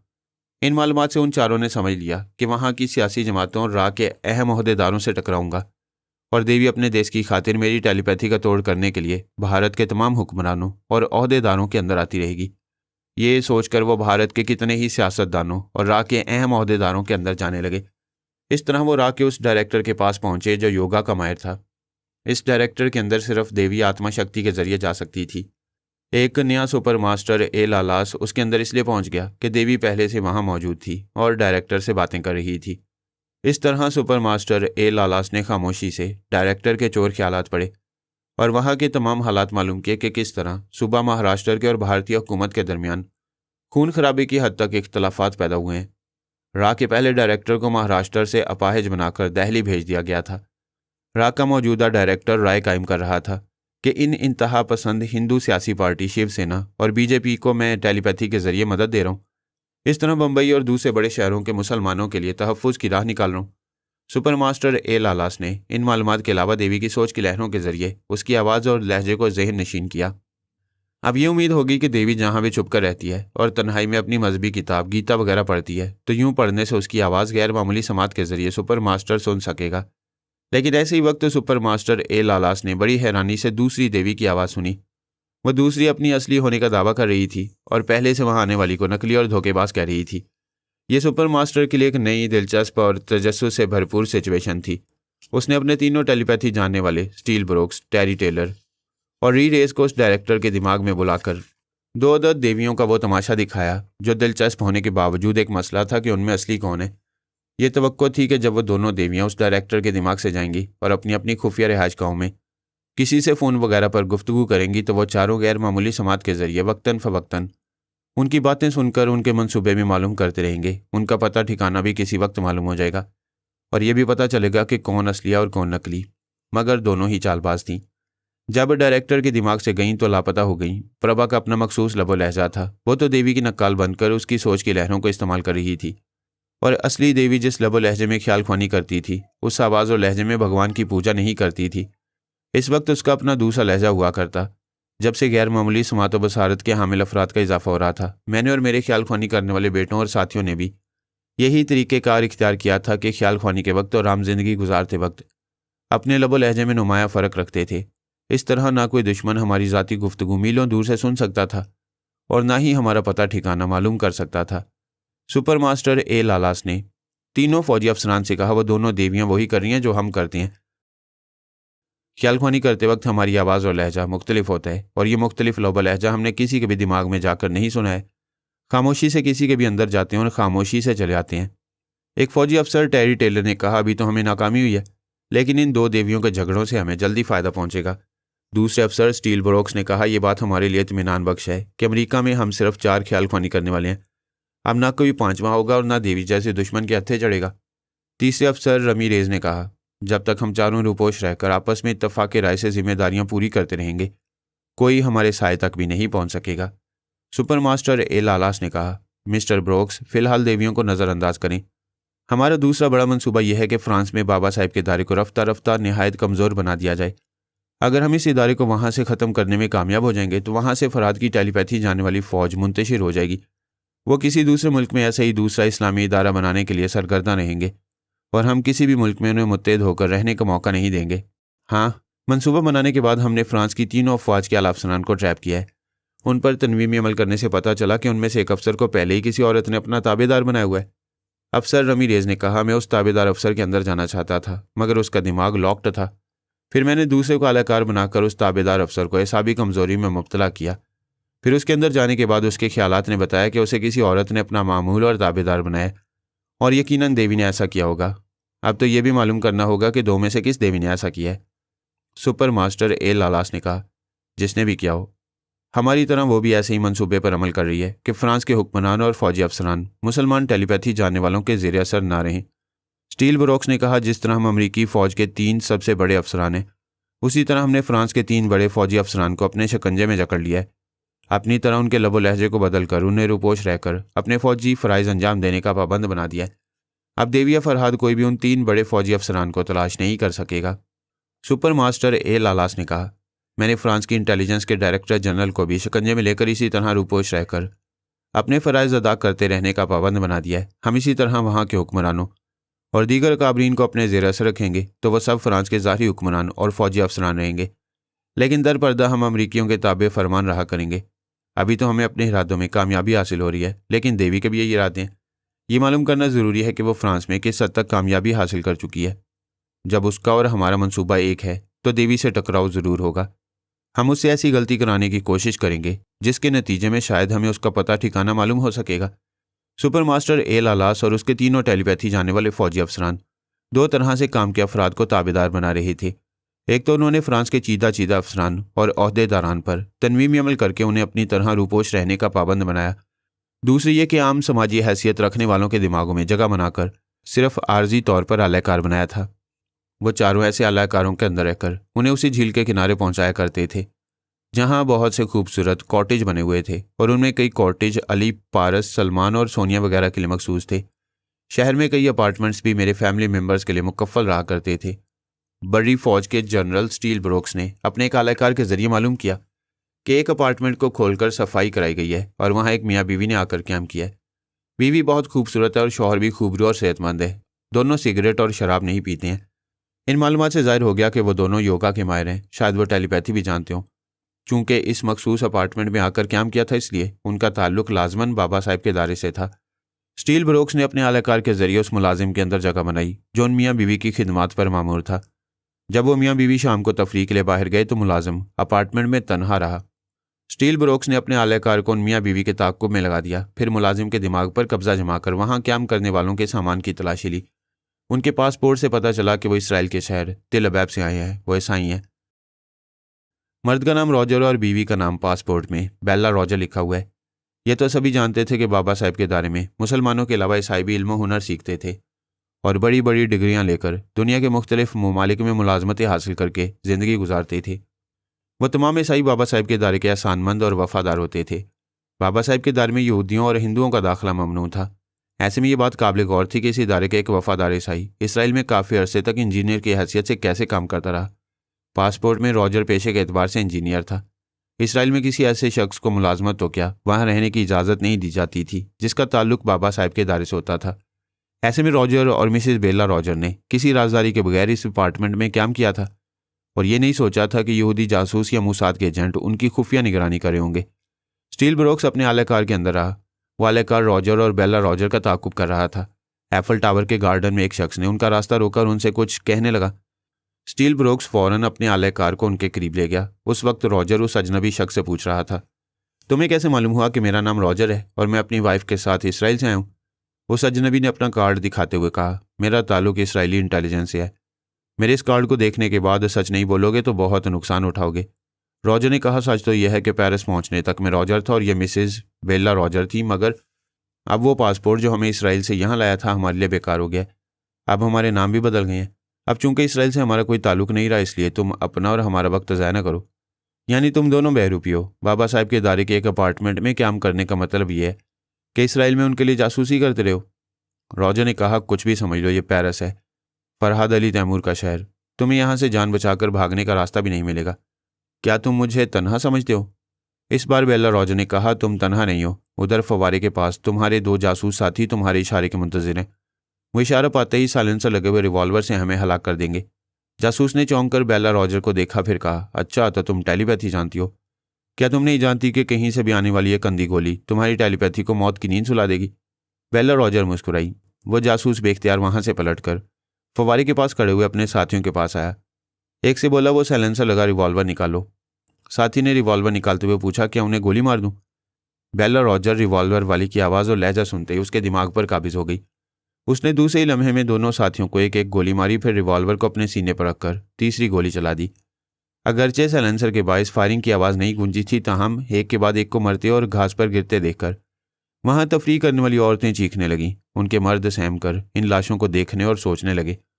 अब वो सोचते ही रह जाते, लेकिन ये मालूम ना होता कि उन तीनों के लिए 3 गोलियां रिवॉल्वर से नहीं, टेलीपैथी के खुफिया साइलेंसर से चलाई गई हैं। वैसे स्टील ब्रोक्स समझ गया कि बेला रॉजर टेलीपैथी जानती है। अब ये मालूम करना था कि इस टेलीपैथी जानने वाले की असलियत क्या है, उसका असल नाम क्या है और बाबा साहब के इदारे के लिए पेरिस में कौन सी जिम्मेदारियां पूरी करने आई है। स्टील ब्रोक्स ने सुपर मास्टर ए लालास और दूसरे 2 साथियों को रॉजर और बेला रॉजर के मुतालिक बताया। वह सब उस आलाकार के जरिए उन मियाँ बीवी का ताकुब करते हुए एक रेस्तरान में पहुंचे। स्टील ब्रोक्स ने फौरन ही अपने आलाकार के जरिए एक करीबी ड्रग स्टोर से एसाबी कमजोरी की दवा मंगवाई। सुपर मास्टर ए लालास ने उस वेटर के दिमाग में जगह बनाई जो खाने का ऑर्डर नोट कर रहा था। मुख्तसर ये कि उन मियाँ बीवी को ट्रैप करना आसान हो गया। जब उन्होंने अपनी पसंद का खाना खाया तो दिमाग में खतरे की घंटी बजने लगी। वो बड़ी कमजोरी महसूस कर रहे थे। सुपर मास्टर ए लालास और तीनों साथियों ने सबसे पहले उनकी असलियत मालूम की। वो मरीना थी और उसके साथी मर्द का नाम टॉम मूरस था। वह बाबा साहब के दायरे का जासूस था, तिल अबैब में रहता था। जिन दिनों मरीना काला जादू जानने वाले जेफर गोल्ला के शिकंजे में बुरी तरह फंसी हुई थी। ऐसे वक्त उसने गिड़गिड़ाकर मुझसे मदद मांगी थी। मैंने उसे जेफर गोल्ला से निजात दिलाकर मशवरा दिया था कि वो टेलीपैथी की दुनिया में बर्तरी हासिल करने का ख्वाब देखती रहेगी तो हमेशा की तरह जलीलो ख्वार होती रहेगी। लिहाजा किसी से शादी करके गुमनाम इज़्दवाजी ज़िंदगी गुजारे। मैंने उसके लिए बाबा साहब के इदारे के जासूस टॉम मूरस का इंतखाब किया। तब से मरीना उसके साथ गुमनाम इज़्दवाजी ज़िंदगी गुजारती आ रही थी। फिर बाबा साहब के इदारे से टॉम मूरस को हदायत दी गई कि वो तिलबैब से चलाए, उसे जासूसी के लिए किसी दूसरे मुल्क भेजा जाएगा। अब चूंकि टॉम मूरस का ताल्लुक इसराइल से नहीं रहा था, इसलिए वो बड़ी बेबाकी से मरीना के साथ इस अपार्टमेंट में आकर क्याम कर रहा था। उसे दूसरे दिन बाबा साहब के इदारे से हदायत मिलने वाली थी। उससे कहा गया था कि फ़िलहाल पेरिस में आराम और तफरी करे। स्टील ब्रोक्स के आलाकार ने मरीना और टॉम मूरस को अपनी कार में एक खुफिया बंगले तक पहुंचा दिया। वो दोनों बंगले के अंदर आकर अलग अलग बेडरूम के बिस्तरों पर गिर पड़े। इसके बाद सुपर मास्टर एल आलास ने मरीना को और स्टील ब्रोक्स ने टॉम मूरस को थपक कर सुलाया। जब वो दोनों गहरी नींद में डूब गए तो उन पर बड़े इत्मीनान से तनवीमी अमल होने लगा। तनवीमी अमल यह था कि मरीना जब सुपर मास्टर एल आलास की सोच की लहरों से कोई हुक्म सुनेगी तो उस पर अमल करेगी। टॉम मूरस जब स्टील ब्रोक्स का हुक्म सुनेगा तो तामील करेगा।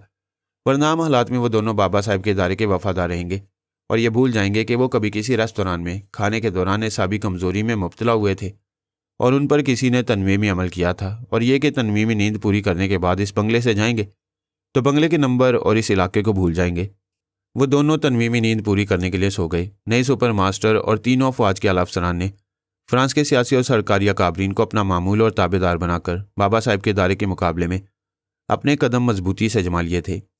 इसके बाद टेलीपैथी जाने वाली मरीना को ताबेदार बनाकर मेरी टेलीपैथी जाने वाली फ़ौज में से एक को बड़ी खामोशी से छीन लिया था और उस पर ऐसा अमल किया था कि हमें उसके छीन लिए जाने की खबर तक नहीं हुई।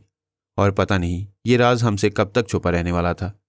देवी ने भी फ्रांस में बड़े मार्के सर किए थे। वहाँ के अहम अहदेदार और दीगर अहम अकाबरीन को अपना मामूल और ताबेदार बना लिया था।